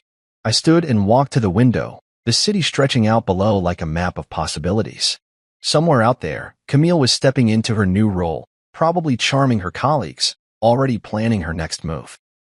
She thought she was entering Jake's world, a place where he was the genius and I was just a name she mocked. But she was wrong. This wasn't Jake's world, it was ours. And sooner or later, she'd see my hand in every piece of it. Not because I'd force her to, but because the truth always finds a way out. I went back to my desk, the coffee now cold in its mug. There was work to do, always more work. A bug in the latest patch needed fixing, and the dev team was waiting for my notes. I dove in, the code pulling me into that quiet place where everything made sense. Camille could have her moment, her new desk, her big plans. I didn't need to chase her applause. What I had was enough control, purpose, and a secret that would shift everything when it finally came to light. For now, I'd keep building, keep waiting, keep being the man she didn't see. Because when the curtain finally lifted, it wouldn't just be about her job or her paycheck. It'd be about who we both were when the lies fell away. The morning sun filtered through the blinds in my home office, casting thin stripes across my desk as I sipped coffee and scrolled through a report from the dev team. It was just another day, lines of code to review, a server glitch to troubleshoot, the usual rhythm of keeping Pulse Logic humming behind the scenes. But then my phone buzzed with a call from Jake, his voice carrying that mix of amusement and urgency he saved for big news. "Her resume landed in HR," he said, cutting straight to it. "Camille's. She applied for the finance analyst role, Got credentials, too. Want me to block it? I leaned back in my chair, the leather creaking softly, and stared out the window at the city waking up below. Block it? The thought flickered, tempting for a moment. It'd be easy to keep her out, to keep my world separate from hers. But that wasn't the point. I'd been watching her build her own story about me, about us, for years, letting her think I was just a guy scraping by on favors. This was a chance to see what she'd do with a real opportunity, no strings attached. Let her rise or fall on her own, I told him, my voice steady. Jake chuckled, like he'd expected that answer. You're a weird one, Mace. All right, I'll let HR know to keep it fair. I hung up and set the phone down, the weight of my choice settling in. Fair. That's what I wanted, for her to earn her place without my name tipping the scales. Not because I doubted her. Camille was sharp, driven, the kind of person who could charm a room and crunch numbers in her sleep. But she'd spent so long looking down on me. I needed to know who she'd be when she stepped into my world, unaware it was mine. Weeks later, I got the update. She'd landed the job. Entry-level finance analyst, $95,000 a year, a shiny new badge with her name on it. I was at the headquarters that day, tucked away in my private office on the top floor, a space nobody but Jake and a few execs knew I used. The building itself was a beast of glass and steel, all sharp angles and open spaces, designed to scream success. I'd had a hand in picking the architect, though nobody would have guessed it. As I worked through a system update, Jake swung by, leaning against the doorframe with a grin. She's downstairs right now, he said, strutting through the lobby like she owns the place. Doesn't know, does she? Nope, I said, not looking up from my screen. Not yet. He laughed, shaking his head. You're playing a dangerous game, man. I just smirked and kept typing. Dangerous? Maybe. But it wasn't about games, it was about truth. Camille thought I was unemployed, maybe dabbling in odd jobs for Jake, when he threw me a bone. She'd built that idea so firmly in her head that she never questioned it, even when I'd come home late from meetings or spend hours locked in my office. Letting her walk into Pulse Logic without knowing my role was just an extension of that, giving her the space to be herself. No filters, no faking it for my sake. I finished my work and decided to take a walk through the building, something I didn't do often. Most employees knew me as Jake's friend, maybe a consultant who popped in now and then. I liked it that way. Kept things clean, let me move without eyes on me. The elevator hummed as it dropped to the main floor, and when the doors opened, I saw her. Camille, standing by the reception desk, her posture all confidence as she accepted her badge from HR. She wore a tailored blazer, her hair pulled back, every inch the professional. I stayed back, blending into the crowd of employees heading to lunch. She didn't see me, didn't even glance my way, too busy soaking in the moment. Watching her, I felt a strange mix of pride and distance. She'd earned this, no question. The hiring team didn't know she was my wife. HR had strict protocols, and I'd made sure her application went through the same grinder as anyone else's. But there was something else, too, a quiet ache I didn't expect. She was stepping into a world I'd built, a place where my initials were literally etched into the tiles beneath her feet, and she had no clue. Part of me wanted to walk over, tell her right then, see the shock in her eyes. But I didn't. Timing matters, and this wasn't it. I headed back upstairs, the elevators hum a steady backdrop to my thoughts. Later that day, Jake sent me a photo from the onboarding session. Camille at a conference table, smiling with her new team, a Pulse Logic logo on the wall behind her. She's already making friends, he texted. I stared at the image, her face bright with possibility. It reminded me of the early days, when we'd talk about our dreams over cheap takeout, back before she started measuring me against her idea of success. Back then, I thought we'd build something together, not a company, but a life. Now, here she was, part of my empire, thinking it belonged to someone else. The irony wasn't lost on me. Every paycheck she'd get, every project she'd touch, every door she'd walk through, it all tied back to me. Not in a controlling way, but in the quiet, undeniable way that comes from years of work nobody sees. I'd coded the software that ran the company's core, designed the systems that kept it ahead of competitors. Jake was the voice, sure, but I was the engine. And Camille? She was just another employee now, one of hundreds who didn't know the man behind the curtain. That night, she came home late, her energy electric as she kicked off her heels and dropped her bag on the couch. It's incredible, she said, pouring herself a glass of water. The office, the people, the vibe. It's like I'm finally where I'm supposed to be. She didn't ask about my day, didn't notice I'd been out late, tweaking a server issue. I just listened, nodding as she went on about her new desk, her new boss, how she could feel the innovation in the air. I could have told her I'd picked that desk model, or that the innovation came from my sleepless nights. Instead, I said, "Sounds like you're happy." She looked at me then, just for a moment, like she was searching for something. "Yeah," she said. "I am." Then she turned away, already lost in her plans for tomorrow. I watched her go, the distance between us wider than ever. She thought she'd stepped into Jake's world, a place where he was the star and I was nobody. But she was wrong. This was my world, ours, really, but mine in a way she couldn't imagine. And when the day came for her to see it, it wouldn't be because I shouted it from the rooftops. It'd be because the truth was too big to stay hidden forever. For now, I'd keep working, keep waiting, let her think what she wanted. The moment would come. It always did. The hum of my laptop filled the quiet of my home office, a steady rhythm that grounded me as I sifted through a backlog of emails. Outside, the city was settling into dusk, lights flickering on like stars against the skyline. I'd spent the day tweaking a new algorithm for Pulse Logic, the kind of work that felt like solving a puzzle nobody else could see.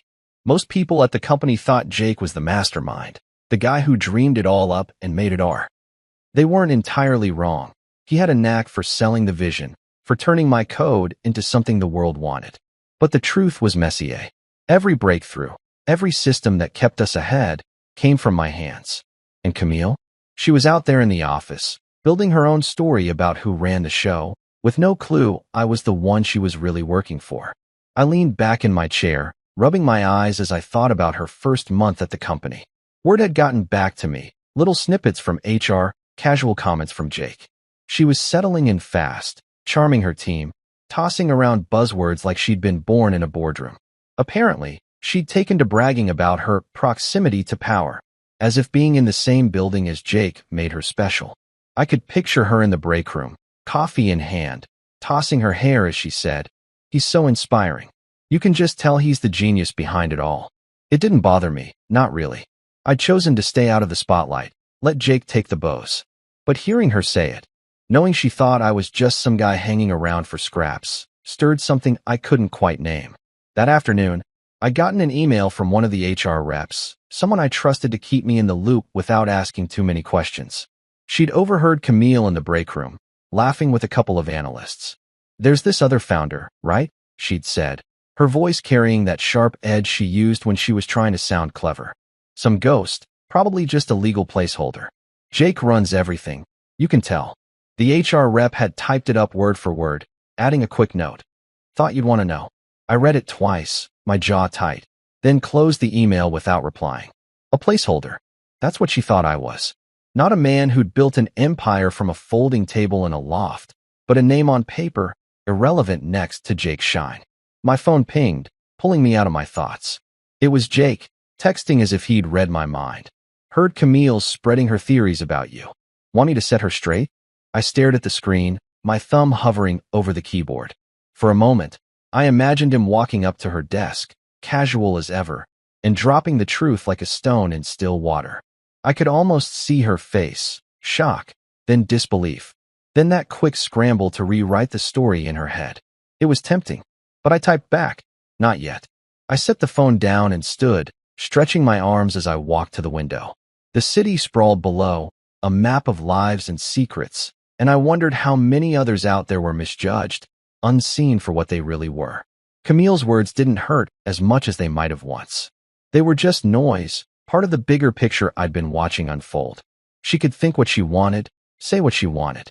The company didn't run on her opinions, it ran on my work. Every email she sent, every report she filed, every paycheck she cashed, it all flowed through systems I'd designed. She was a guest in my house, even if she didn't know it. Later that night, I drove to the office to check on a server issue nobody else could crack. The building was quiet after hours, just the hum of air conditioning and the faint glow of monitors left on by accident. I liked it this way, no crowds, no meetings, just me and the tech. As I worked in the server room, untangling a mess of cables and running diagnostics, I thought about the early days with Jake. We'd been kids, really, fueled by cheap pizza and big ideas. Back then, it wasn't about money or fame. It was about building something that mattered.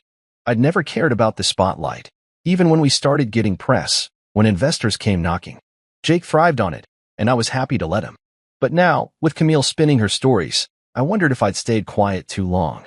The server beeped, signaling the fix was complete, and I leaned back against the wall, wiping sweat from my forehead. My phone buzzed again, this time an email from Jake, forwarded from one of his assistants. It was a screenshot of an internal memo Camille had drafted, something about streamlining budget reports. It was good work, sharp and efficient, the kind of thing that'd get her noticed. I read it through, nodding to myself.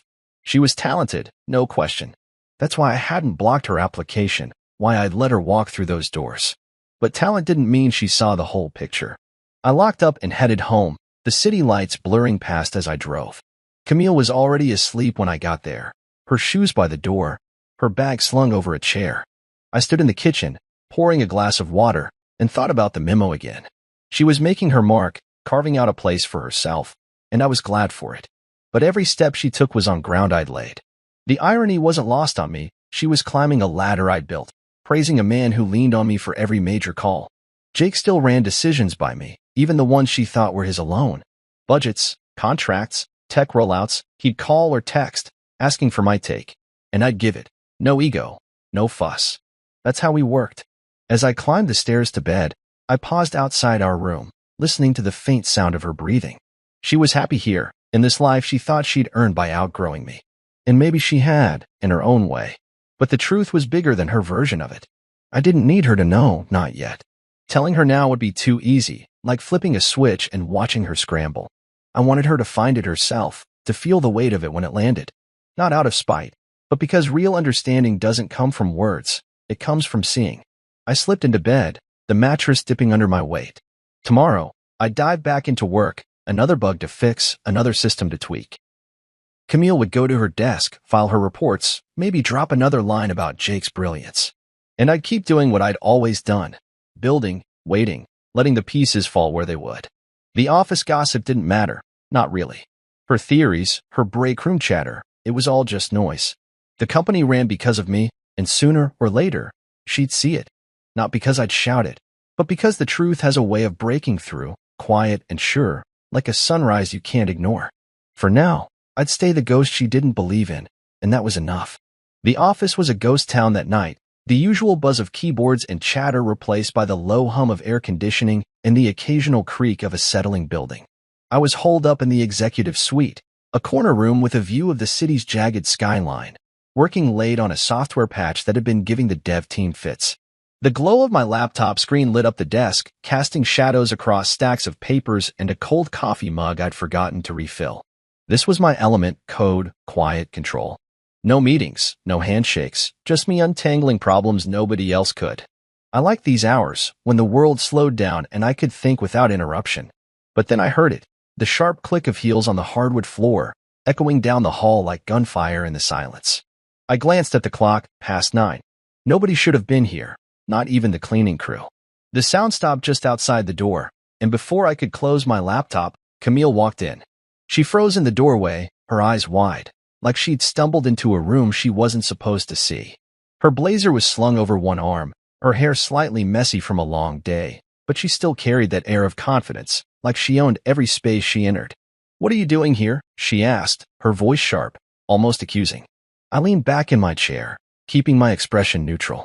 "Helping Jake," I said, the same vague answer I always gave. It was true enough. Jake had asked me to handle this patch personally, but it was also the kind of answer that let her fill in the blanks however she wanted. She rolled her eyes, stepping into the room, her heels clicking again. "Of course," she said, her tone dripping with that familiar mix of pity and frustration. "You just can't let go of his coattails, huh?" The word stung, though I didn't let it show. I'd heard them before, variations of the same jab, always aimed at making me feel small. But tonight, in this room, with my code on the screen and the weight of everything I'd built behind me, they landed differently. I could have corrected her right then, laid it all out, how this company, this office, this very moment existed because of me. But I didn't. Instead, I just held her gaze, my face calm, giving her nothing to grip onto. She shifted her weight, clearly expecting me to argue or shrink away like I usually did. When I didn't, her confidence wavered, just for a second.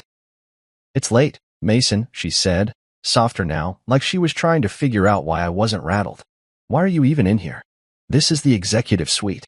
Before I could answer, Jake walked in, his tie loosened and a tablet under his arm. He stopped short, glancing between us, his easy smile faltering for a moment. Hey, he said, nodding at Camille before turning to me. Ready to sign off, Mace? The air shifted. Camille's eyes narrowed, her head tilting slightly as she processed his words. Wait, she said, her voice slow, like she was piecing together a puzzle. He signs things off? Jake froze, realizing his slip. He looked at me, waiting for a signal, but I didn't give one. Instead, I closed my laptop with a soft click and stood, stretching my arms. Just wrapping up some tech stuff, I said, keeping it light, like it was no big deal. Camille wasn't buying it. She crossed her arms, her gaze flicking between me and Jake. Hold on, she said. What do you mean, sign off? Since when are you involved like that? Jake, bless him, tried to smooth it over. He's involved, he said, his smile awkward but genuine. You know, helps with the big picture stuff sometimes. She laughed, but it was nervous, unsteady, like she was trying to convince herself it wasn't a big deal. Sure he is, she said, her eyes locked on me now, searching for something, an explanation, a crack in my calm. I didn't give her one. I just grabbed my jacket from the back of the chair and slung it over my shoulder. Long day, I said, nodding at Jake. I'll finish up tomorrow. As I brushed past her, I caught the faintest whiff of her perfume, the same one she'd worn since we met. For a split second, I remembered the early days, her laughing over cheap wine, me promising her the world. But that memory faded as fast as it came. I didn't look back. Didn't need to. I could feel her staring as I walked out, the weight of her confusion following me down the hall. In the elevator, I leaned against the wall, the hum of descent matching the buzz in my head. That was closer than I'd planned. Jake's slip hadn't been intentional, but it was a reminder. The truth was a restless thing, always looking for a way out. I'd wanted to control the timing, let her stumble across it naturally, but moments like this made me wonder if I was pushing my luck. Still, I wasn't ready to lay it all bare. Not yet. She'd have questions now, sure, but questions weren't answers. She'd probably brush it off, tell herself Jake was just being polite, that I was still the guy she'd pegged as a nobody. When I got home, the house was dark, quiet except for the faint drip of the kitchen faucet I kept meaning to fix. I poured a glass of water and stood by the counter, replaying the scene in my head. Her face when Jake said my name, the way her certainty cracked just enough to let doubt creep in. It wasn't much, but it was a start. I didn't want her to feel stupid. That was never the goal. I just wanted her to see me, really see me, without the story she'd written in her head. I thought about calling Jake, telling him to be more careful, but I didn't. He'd feel bad enough already, probably pacing his apartment right now, wondering if he'd messed up my plan. He hadn't. If anything, he'd nudged it forward, given her something to chew on. I set the glass down and headed upstairs, the stairs creaking under my weight. Tomorrow, she'd go back to her desk, maybe ask around, dig a little. Or maybe she'd let it go, too proud to admit she might have missed something. Either way, the seed was planted. As I lay in bed, staring at the ceiling, I wondered what she'd say if she knew the whole story. Not just that I was involved, but that I was the backbone, the guy who'd turned a crazy idea into a $120 million reality. Would she laugh it off? Get angry? Or would it finally make her pause, look at me like she used to, back when we were equals in her eyes? I didn't know. What I did know was that I wasn't here to beg for her respect. I'd earned it years ago, long before she started measuring me against her version of success. The clock ticked past midnight, and I closed my eyes, the memory of her heels still echoing in my mind. She could roll her eyes all she wanted, call me whatever names made her feel tall. I didn't need her to cheer me on. What I needed, what I'd always needed, was to build something real, something that lasted. And I had. Now it was just a matter of time before she saw it, before the truth stepped out of the shadows and stood in front of her, plain as day. For now, I'd keep doing what I did best. Work, wait, and let the pieces fall where they would. The morning started like any other, coffee brewing in the kitchen, the faint hum of traffic filtering through the windows, and me at my desk, staring at a screen full of code that needed my attention. The routine was comforting, a tether to the life I'd built, even as things with Camille felt like they were teetering on the edge of something big. I hadn't seen her much since that night in the executive suite, when Jake's slip about me signing off had left her with questions she didn't know how to ask. She'd been quieter at home, her usual jabs replaced by quick glances and half-started sentences, like she was trying to solve a puzzle but didn't want to admit it. I let her stew, didn't push, didn't offer explanations. The truth was coming, and when it did, it wouldn't be because I'd spoon-fed it to her. 2 weeks later, it happened. I was in my office at Pulse Logic, tucked away in the corner of the top floor where nobody bothered me, when Jake texted, "Payroll glitch today. HR scrambling. Camille's asking questions." I leaned back in my chair, the leather creaking under my weight, and smirked. Payroll glitches were rare. My systems were tight, but when they happened, they left a trail. I knew where this was going. Sure enough, an hour later, another text from Jake. "She saw your name on her stub. Freaked out. You want me to handle it?" I typed back a quick no. Let it play out. I could picture it. Camille at her desk, probably sipping one of those overpriced lattes she loved, opening her paycheck to check the deposit. Most people just glance at the numbers, but not her. She'd scrutinize every detail, always looking for a way to optimize. And there, at the bottom of the stub, in clean black ink, authorized by Mason Quinn. I could imagine her squinting at it, thinking it was a typo, a glitch, maybe even a joke. She'd probably laughed at first, that sharp, dismissive laugh she used when something didn't fit her worldview. But Camille wasn't one to let things slide. She'd dig, and that's exactly what she did. By noon, I got an email from HR, flagged as urgent. The rep, a no-nonsense woman named Karen who'd been with us since the early days, laid it out plain. Camille had stormed into their office, paycheck in hand, demanding to know why my name was on it. She thought it was a mistake, Karen wrote. Asked if we'd mixed up names or if there was another Mason Quinn. I pulled the internal docs to show her it was legit. She went pale, Mason, like she'd seen a ghost. I read the email twice, my pulse steady but my mind racing. This was it, the moment I'd been waiting for, though I hadn't planned it this way. Karen had done her job, nothing more, nothing less.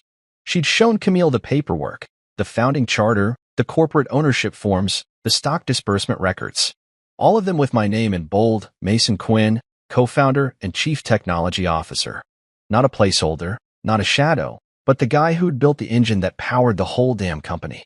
Karen didn't say much about what happened next, just that Camille had sat down hard, staring at the documents like they were written in a language she didn't speak. She didn't faint, Karen added, but she looked close. I closed the email and stood, walking to the window. The city stretched out below, all glass and steel and restless energy, a world I'd helped shape in ways most people would never see. I didn't feel triumphant, not exactly. There was no rush of victory, no urge to gloat. If anything, I felt a strange kind of calm, like the air after a storm. Camille knew now. Not the whole story, maybe, but enough to crack the shell she'd built around me. She'd spent years thinking I was less driven, less capable, less worthy of her. And now she'd seen my name on the one thing she couldn't argue with, her paycheck. I wondered what she was doing at that moment. Was she still in HR, flipping through those documents, looking for a loophole? Or had she gone back to her desk, staring at her computer, trying to reconcile the man she'd mocked with the one who'd signed her salary? I could have called her, could have walked down to her floor and seen her face for myself. But I didn't. This wasn't about me chasing her reaction. It was about her sitting with the truth, letting it sink in. Jake called later that day, his voice a mix of amusement and concern. "Man, she's rattled," he said. "Saw her in the hall, and she barely nodded at me. You sure you don't want to talk to her? Clear the air." "Nah," I said, leaning against my desk. "She's got enough to chew on." He laughed, but it was cautious. "You're cold, Maze. I'd be freaking out if my wife found out like this." "She'll be fine," I said. "She's tougher than she looks." And she was. Camille didn't break easy. She'd clawed her way through a competitive field, earned her spot at Pulse Logic fair and square. This wouldn't destroy her. It'd just force her to rethink things, to see me without the filter she'd put up years ago. I hung up and went back to work, diving into a server log that needed attention. The code was clean, logical, a world where everything made sense if you knew how to look. I wished people were that simple, but they weren't, not even Camille. That night, I got home before she did. The house was quiet, just the hum of the fridge and the faint tick of a clock in the living room. I poured a glass of water and stood by the counter, waiting. I didn't know if she'd bring it up, if she'd walk in ready to fight or just pretend nothing had happened. When I heard her key in the lock, my stomach tightened, but I kept my face calm. She stepped inside, her heels clicking softer than usual, like she was carrying a weight she didn't want to show. She set her bag down, glanced at me, and nodded quick, almost formal. "Good day," I asked, keeping my tone light. She hesitated, her lips parting like she wanted to say something, then closed again. "Busy," she said finally, heading for the stairs. "I'm beat." I watched her go, the moment slipping away without a word about the paycheck, the documents, any of it. Part of me wanted to call her back, to lay it all out and see what she'd say. But I didn't. She needed time, and I wasn't here to rush her. The truth was out now, raw and undeniable, and it'd do its work without me pushing. I took a sip of water, the glass cool against my palm, and let the silence settle. As I headed to my office to finish some work, I thought about those early days, me and Jake in that loft, dreaming bigger than we had any right to. Back then, it wasn't about proving anything to anyone, not even ourselves. It was just about building something real. I'd done that, despite what Camille thought, despite what anyone thought. And now she knew, not because I'd shouted it, but because the truth had found her, quiet and sharp, like a blade she didn't see coming. For now, I'd keep working, keep waiting.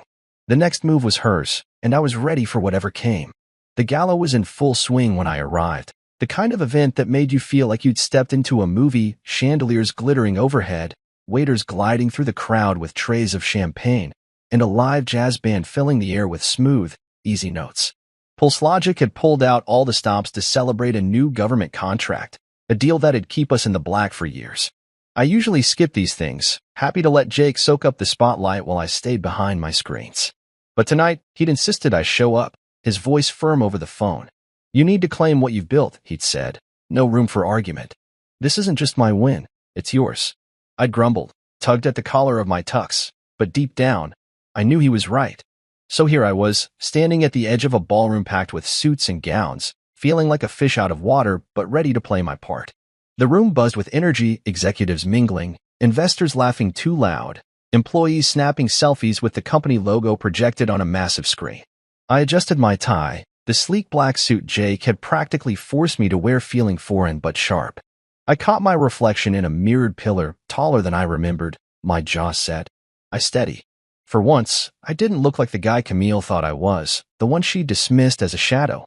Tonight, I'd step into the light, not for her, not even for Jake, but for myself. I spotted her across the room, working the logistics team, clipboard in hand, her dress catching the light as she moved. Camille always had a knack for looking like she belonged, no matter the crowd. She was directing a staffer toward the dessert table, her smile professional but warm, the kind that made people trust her instantly. She hadn't seen me yet, hadn't noticed me slipping through the crowd, shaking hands with a few board members who knew my name, even if most employees didn't. I kept my distance, letting her do her thing. After the payroll incident 2 weeks ago, we'd barely talked, her coming home late, me leaving early, both of us dodging the truth that had landed like a stone between us. She knew now, or at least she knew enough to question everything, but she hadn't brought it up, and I hadn't pushed. Jake found me near the bar, his grin wide as he clapped a hand on my shoulder. "You clean up nice," he said, handing me a glass of whiskey I didn't ask for. "Ready for this?" I took a sip, the burn grounding me. "As I'll ever be," I said, glancing at the stage where the MC was testing the mic. He followed my gaze, then leaned in, voice low. "She's gonna lose it when she hears your name. You sure you're good with that?" I nodded, my eyes drifting back to Camille. She was laughing now, nodding at something an older exec said, her clipboard tucked under her arm. "Let her react however she wants," I said. "This isn't about her." Jake raised an eyebrow but didn't push. He knew me well enough to know when I'd made up my mind. The band wrapped up their set, and the MC stepped to the podium, his voice booming through the speakers. "Ladies and gentlemen, thank you for joining us tonight to celebrate a milestone for PulseLogic." The crowd clapped, a few cheers breaking through. I set my glass down, my pulse steady but quick, like it was before a big code drop. The MC ran through the usual spiel, thanking the team, hyping the contract, tossing out stats that made investors nod. Then he paused, his smile widening. None of this would be possible without the vision and grit of our founders. Please welcome our co-founder and chief technology officer, Mason Quinn. Spotlight swung toward me, bright and unyielding, pinning me in place. The room erupted, claps, gasps, a few murmurs rippling through the crowd. I felt every eye on me as I made my way to the stage, my steps deliberate, my face calm. Cameras clicked, flashes popping like tiny explosions. I didn't look at Camille, Didn't need to. I could feel her stare, sharp and heavy, from wherever she stood. I reached the podium, shaking the MC's hand before turning to the crowd. They were a sea of faces, some familiar, most not, all waiting for me to say something that matched the moment. I'd never been one for speeches, Jake was the talker, but I'd prepared for this. Thank you. I started, my voice steady, carrying over the room. This company started with a simple idea: solve problems nobody else can. That's what we've done, and that's what we'll keep doing. Not because it's easy, but because it's worth it. I kept it short, thanking the team, nodding to Jake, who stood near the stage, grinning like a proud brother. The crowd clapped again, louder this time, and I stepped back, letting Jake take over for the rest. As I moved off stage, I caught it, Camille, standing near a pillar, her champagne flute trembling in her hand. Her face was pale, lips parted, like she'd just seen something impossible. Our eyes met for a split second, and I saw it all: shock, realization, maybe even regret. Then she looked away, her grip tightening on the glass, and I kept walking. Back at the bar, I grabbed a water, the adrenaline still humming in my veins. Jake joined me, leaning against the counter. Told you it'd hit hard, he said, his voice low but teasing. Yeah, I said, taking a sip. You weren't wrong. He glanced toward Camille, who was now talking to a colleague, her smile forced. She's rattled, man. What's your next move? Nothing, I said, setting the glass down. Ball's in her court now. The rest of the night blurred. Handshakes, small talk, people I barely knew telling me how inspiring it was to hear from the other founder. I nodded, smiled, played the part, but my mind kept drifting back to her. Not because I needed her to say anything, but because I wondered what she was thinking now, after seeing me up there, my name on everyone's lips. Did it change how she saw me? Or was she already rewriting it in her head, finding a way to make it fit her old story? As the gala wound down, I stepped outside for air, the cool night biting at my skin through the suit. The city sparkled below, a reminder of everything I'd built, everything I still had to do. I didn't need the applause, didn't need the cameras. But standing there, with my name finally out in the open, I felt something shift. Not pride, not relief, just clarity. I wasn't hiding anymore, not from her, not from anyone. I heard the door open behind me, footsteps soft but deliberate. I didn't turn around, didn't need to. It was her, I knew it. But I wasn't ready for that talk, not yet. Let her come to me when she was ready, when the truth had settled deep enough to matter. For now, I'd done what I came to do. The stage was set, the curtain up. Whatever came next, I'd face it the same way I always had, steady, quiet, and sure of what I'd built. The days after the gala felt different, like the air in the house carried a charge I couldn't ignore. I went through my routine: coffee at dawn, code reviews in my office, calls with Jake about the next phase of the government contract. But there was a quiet tension under it all, a sense that something had cracked open and wouldn't close again. Camille hadn't said much since that night, since the moment she'd seen me on that stage, my name echoing through the ballroom like a truth she couldn't dodge. I'd caught her staring a few times, quick, searching glances when she thought I wasn't looking, but she hadn't brought it up, and I wasn't about to force the issue. I'd spent years letting her build her own story about me. Now that it was unraveling, I wanted to see what she'd do with the pieces. It was late one evening, maybe a week later, when she finally broke the silence. I was in the kitchen, rinsing dishes from a dinner we'd eaten separately. Her working late, me buried in a server issue. The house was quiet, just the faint hum of the fridge and the clink of plates in the sink. She walked in, still in her work clothes, her heels left by the door like she'd shed some of her armor. I didn't turn around, kept scrubbing a pan, waiting to see if she'd speak or just grab a glass of water and vanish upstairs like usual. Then I heard her voice, low but sharp, like she'd been holding it in too long. You should have told me. I set the pan down, drying my hands on a towel before facing her. She stood by the counter, arms crossed, her eyes fixed on me, not angry, exactly, but hard, like she was trying to pin me in place. Told you what? I asked, keeping my tone even, though I knew exactly what she meant. Don't play dumb, she said, her voice rising just a fraction. About Pulse Logic. About you being, whatever you are. Co-founder, CTO, the guy who built it all. Do you know how stupid I looked? Standing there at the gala, holding my champagne like an idiot while everyone clapped for you. I leaned against the counter, holding her gaze. Her words stung, but not like they used to. There was something raw in them, something honest, and I wanted to hear it all before I answered. It wasn't about making you look stupid, I said finally, my voice calm but firm. You did that all on your own. Her eyes widened, a flash of hurt crossing her face before it hardened again. So this was what? A game, she snapped. Letting me think you were nobody, letting me say those things about you. About Jake? Also you could what? Prove a point. I shook my head, stepping closer, not to crowd her, but to make sure she heard me. It wasn't a game. I didn't tell you because I didn't want you to love me for a title or a paycheck. I wanted to see who you'd be when you thought I had nothing. She laughed, but it was bitter, almost choked. And what did you see, Mason? A shallow, status-obsessed bitch who'd rather chase Jake's shadow than look at you. Her words hung there, heavy, and for a moment, I didn't know what to say. She wasn't wrong, not entirely. She'd spent years measuring me against her idea of success, cutting me down to fit the box she'd made. But I didn't hate her for it. I just wanted her to see it, to own it. I saw someone who's smart, I said quietly. Someone who's driven, who earned her place at that company. But yeah, I also saw someone who decided I wasn't enough before she even asked who I was. She flinched, her arms dropping to her sides. For a second, I thought she might cry, but Camille didn't break like that. Instead, she straightened, her voice trembling but sharp. You could have asked me to stop. You could have said something, anything, instead of sitting there, smiling like it didn't hurt. Why didn't you? I looked at her, really looked, and saw the woman I'd fallen for years ago, fierce, stubborn, always pushing. But I also saw the distance between us, wider now than ever. Because I didn't want to fight for your respect, I said. I wanted you to give it. Not because I'm the CTO, but because I'm your husband. She opened her mouth, then closed it, her eyes glistening but holding back. The silence stretched, thick and heavy, until she turned away, her voice barely a whisper.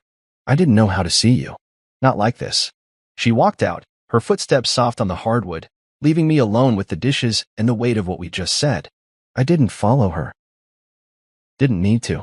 She'd wanted to justify herself, to make it my fault for keeping secrets. But I'd given her the truth, plain and unvarnished. I wasn't here to punish her, but I wasn't here to beg for forgiveness either. The next few days were quiet, both of us moving through the house like strangers sharing a lease. I threw myself into work, debugging code, prepping for a tech rollout, anything to keep my mind off the ache in my chest. Jake called once, asking how things were, but I brushed him off. She's processing, I said, and he didn't push. At Pulse Logic, I heard she was keeping her head down, still doing her job but without the usual swagger. Part of me wondered if she'd quit, walk away from the company now that she knew my role, but she didn't.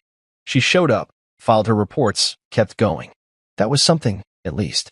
I thought about that night a lot, her anger, her tears, the way she tried to turn it back on me. It wasn't about her looking stupid at the gala. It was about her realizing she'd misjudged me, not just as a founder but as a man. I didn't need her to grovel, didn't want her to. I just wanted her to see what I'd seen all along, that we could have been partners, equals, if she'd let me in instead of pushing me down. One morning, I found her coffee mug on the counter, still warm, a post-it stuck to it with a single word, sorry. I stared at it, my thumb tracing the edge of the paper. It wasn't much, but it was a start. I didn't know where we'd go from here, maybe nowhere, maybe somewhere new. But I knew one thing. I didn't need her applause to feel whole. I'd built Pulse Logic from nothing, turned a dream into a reality that paid her salary, and that was enough. I tucked the note in my pocket and headed to my office, the city waking up outside. She'd vented, cried, blamed me, and I'd let her. But now the truth was out, and it wasn't my job to fix how it made her feel. She'd have to figure that out herself.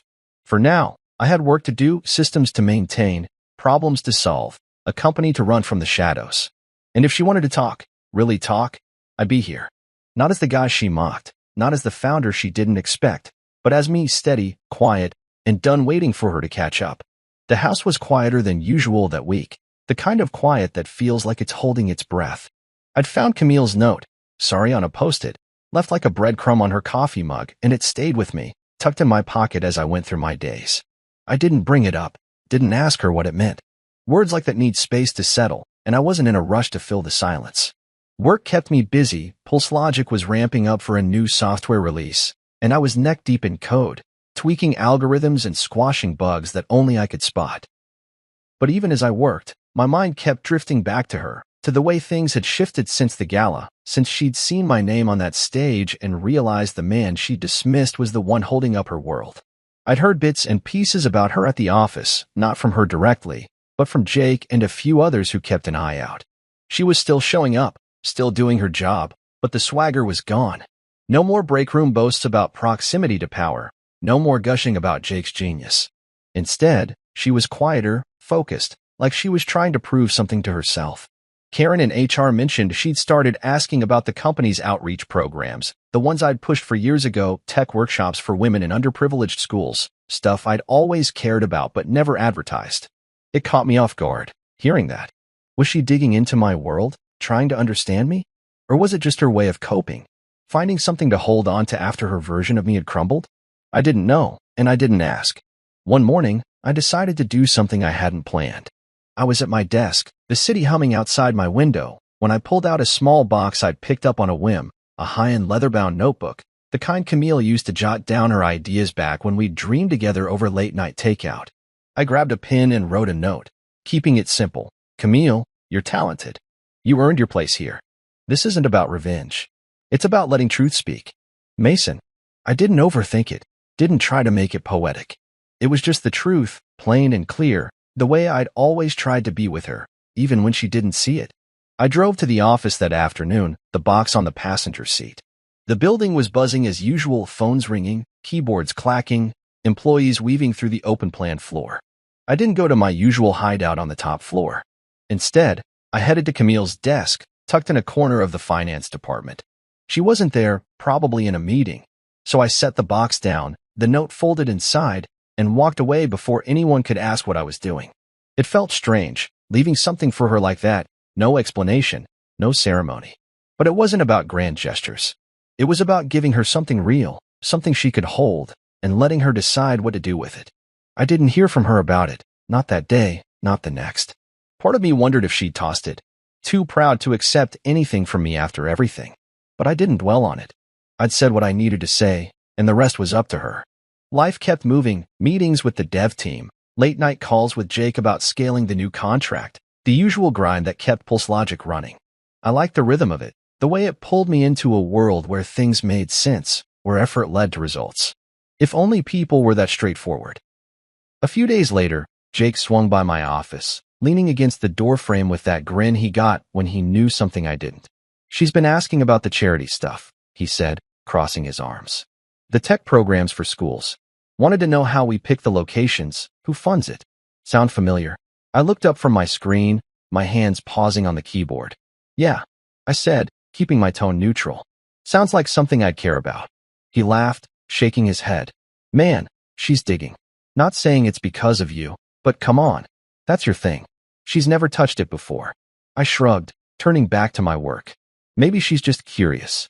Jake didn't buy it, but he let it go, heading out with a promise to grab beers later. I sat there, staring at the code on my screen, but my mind was elsewhere.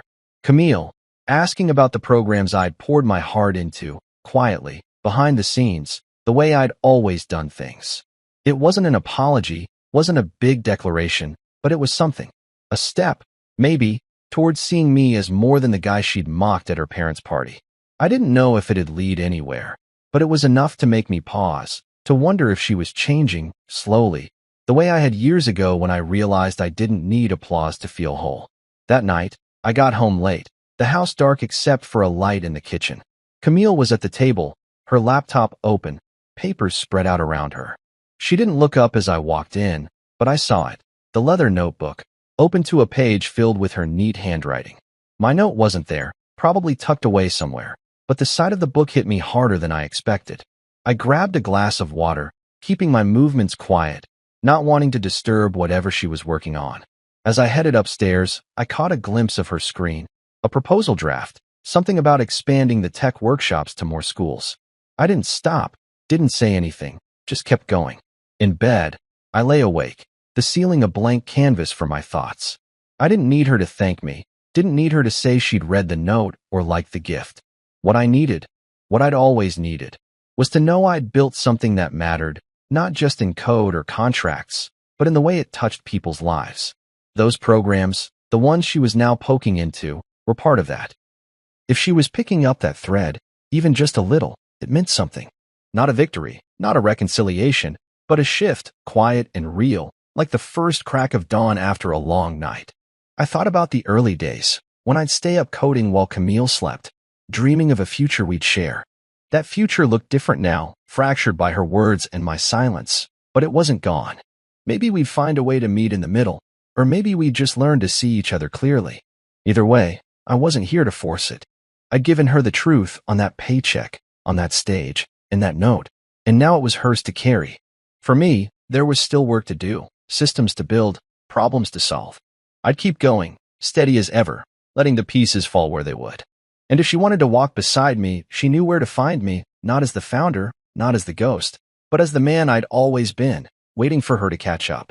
The brunch was at Elaine's favorite restaurant, a fancy place with white tablecloths and waiters who moved like they'd been trained to disappear. I sat across from Camille, the hum of her family's chatter filling the air, her cousins swapping gossip, her father droning on about golf, Uncle Darius asking for more coffee louder than necessary. It was the kind of gathering that used to make my skin itch, all polished surfaces and veiled jabs. But today I felt steady, grounded in a way I hadn't in years. Camille was quieter than usual, her fork moving slowly through her eggs, her eyes drifting to the window now, and then like she was somewhere else. I didn't push her to talk. Didn't need to. The past few weeks had been heavy, her finding my note, her digging into the company's charity programs, the unspoken shift between us, and I was content to let things breathe. The table conversation turned to work, as it always did with her family. Elaine leaned forward, her pearls catching the light, and asked Camille about her job at Pulse Logic. "It's such a prestigious company," she said, her voice dripping with pride. "You must feel so lucky to be part of Jake Lawrence's vision." I took a sip of my coffee, hiding a smirk. Jake's vision. That's what they all thought, what Camille had thought too, until the truth came crashing in. She didn't answer right away, just nodded, her lips tight. And I wondered what was going through her head, whether she was replaying the gala, my name on her paycheck, or the notebook I'd left on her desk. Then her aunt, a woman with a laugh like a foghorn, turned to me, her fork waving in my direction. "So, Mason," she said, loud enough to pull every eye to me, "still trying to make something of yourself? Or are you just riding Jake's coattails forever?" The table went quiet, a few awkward chuckles breaking the silence. It was the same old dig, the kind I'd heard 100 times at these gatherings, but it hit differently now. I opened my mouth to answer, something vague, like always. But Camille spoke first, her voice cutting through the air like a blade. "He's already made something," she said, her tone steady, not loud but firm enough to stop the room. "Everything, actually." I froze, my coffee halfway to my lips. Every head turned to her, then to me, the weight of her words sinking in. Elaine's eyebrows shot up, Darius coughed into his napkin, and her aunt just stared, like she'd misheard. I looked at Camille, our eyes meeting across the table, and for the first time in a long time, I didn't see anger or defensiveness, just truth, raw and unguarded. She didn't smile, didn't soften it, just held my gaze like she was daring anyone to challenge her. Nobody did. The moment passed, conversation picking up again, but it lingered between us, heavy and real, like a door we'd both stepped through without meaning to. I set my cup down, my pulse steady but my mind racing. She'd never done that before, stood up for me, not like this, not in front of her family, where image was everything. I didn't know what it meant, not exactly, but it felt like something had settled, like the ground beneath us had finally stopped shifting. The rest of the brunch blurred, small talk, clinking glasses, Elaine steering the chat back to safer topics. I played along, nodding when I needed to, but my focus stayed on Camille. She didn't say much after that, just ate her food and answered questions with short, polite replies. When we left, she walked beside me to the car, our steps in sync, the silence between us not heavy but thoughtful, like we were both carrying the same weight. In the car, I waited for her to say something, to explain or backtrack, but she just looked out the window, her fingers tracing the edge of her purse. I didn't push. I'd spent years waiting for her to see me, and now that she had, at least enough to speak up, I wasn't going to demand more. I drove us home, the city slipping past, and thought about how far we'd come from that night at her parents' mansion, when she'd mocked me in front of everyone, her words sharp enough to draw blood. Back then, I'd smiled and waited, knowing the truth would find her. Now it had, and I wasn't sure what came next. At home, she went to the kitchen, pouring herself a glass of water while I hung my jacket by the door. I could have asked her about it, could have said, "Why'd you do that?" Or "What's changed?" But I didn't. Instead, I grabbed my laptop and headed to my office, diving back into work, emails from the dev team, a bug report I'd been meaning to tackle. Routine was my anchor, always had been, and I needed it now to keep from overthinking. Camille didn't follow, didn't call me back for some big talk. She just moved through the house, her presence quiet but steady, like a shadow that didn't weigh me down anymore. Later that night, I found her in the living room, curled up on the couch with that leather notebook I'd given her, scribbling something I didn't try to see. I paused in the doorway, watching her for a moment. She looked different, not softer, exactly, but less guarded, like she'd let go of something she'd been carrying too long. I didn't say anything, just grabbed a book and sat across from her, the silence comfortable for once. No anger, no accusations, just us, sharing space without needing to fill it with words. I thought about the road we'd traveled, her jabs, my silence, the slow unraveling of her assumptions. I'd built Pulse Logic from nothing, turned a dream into a reality that paid her salary, and I'd done it without needing her applause. But today, when she'd spoken up, it wasn't applause either. It was respect, quiet and unforced, the kind I'd stopped hoping for. It didn't fix everything, didn't erase the years of distance or the hurt we'd traded. But it was enough to make me see her differently, to wonder if we could find a new way forward, not as husband and wife, maybe, but as two people who finally understood each other. As I turned a page in my book, I realized I was okay with that. We'd likely go our separate ways. Too much had broken to pretend otherwise, but the idea didn't scare me. I'd build a life that stood on its own, with or without her, and I'd keep building, keep solving problems, keep chasing what mattered. She'd do the same, I figured, carving her own path with that fire I'd always admired, even when it burned me. The clock ticked on, the room soft with lamplight. No music swelled, no grand gestures marked the moment. Just us, sitting there, seeing each other clearly for the first time in years. It wasn't a happy ending, not the kind people write stories about, but it was real, and for me, that was enough. I closed my book, set it aside, and let the quiet hold us both. Knowing whatever came next, I'd face it the way I always had, steady, sure, and ready for the truth to lead the way.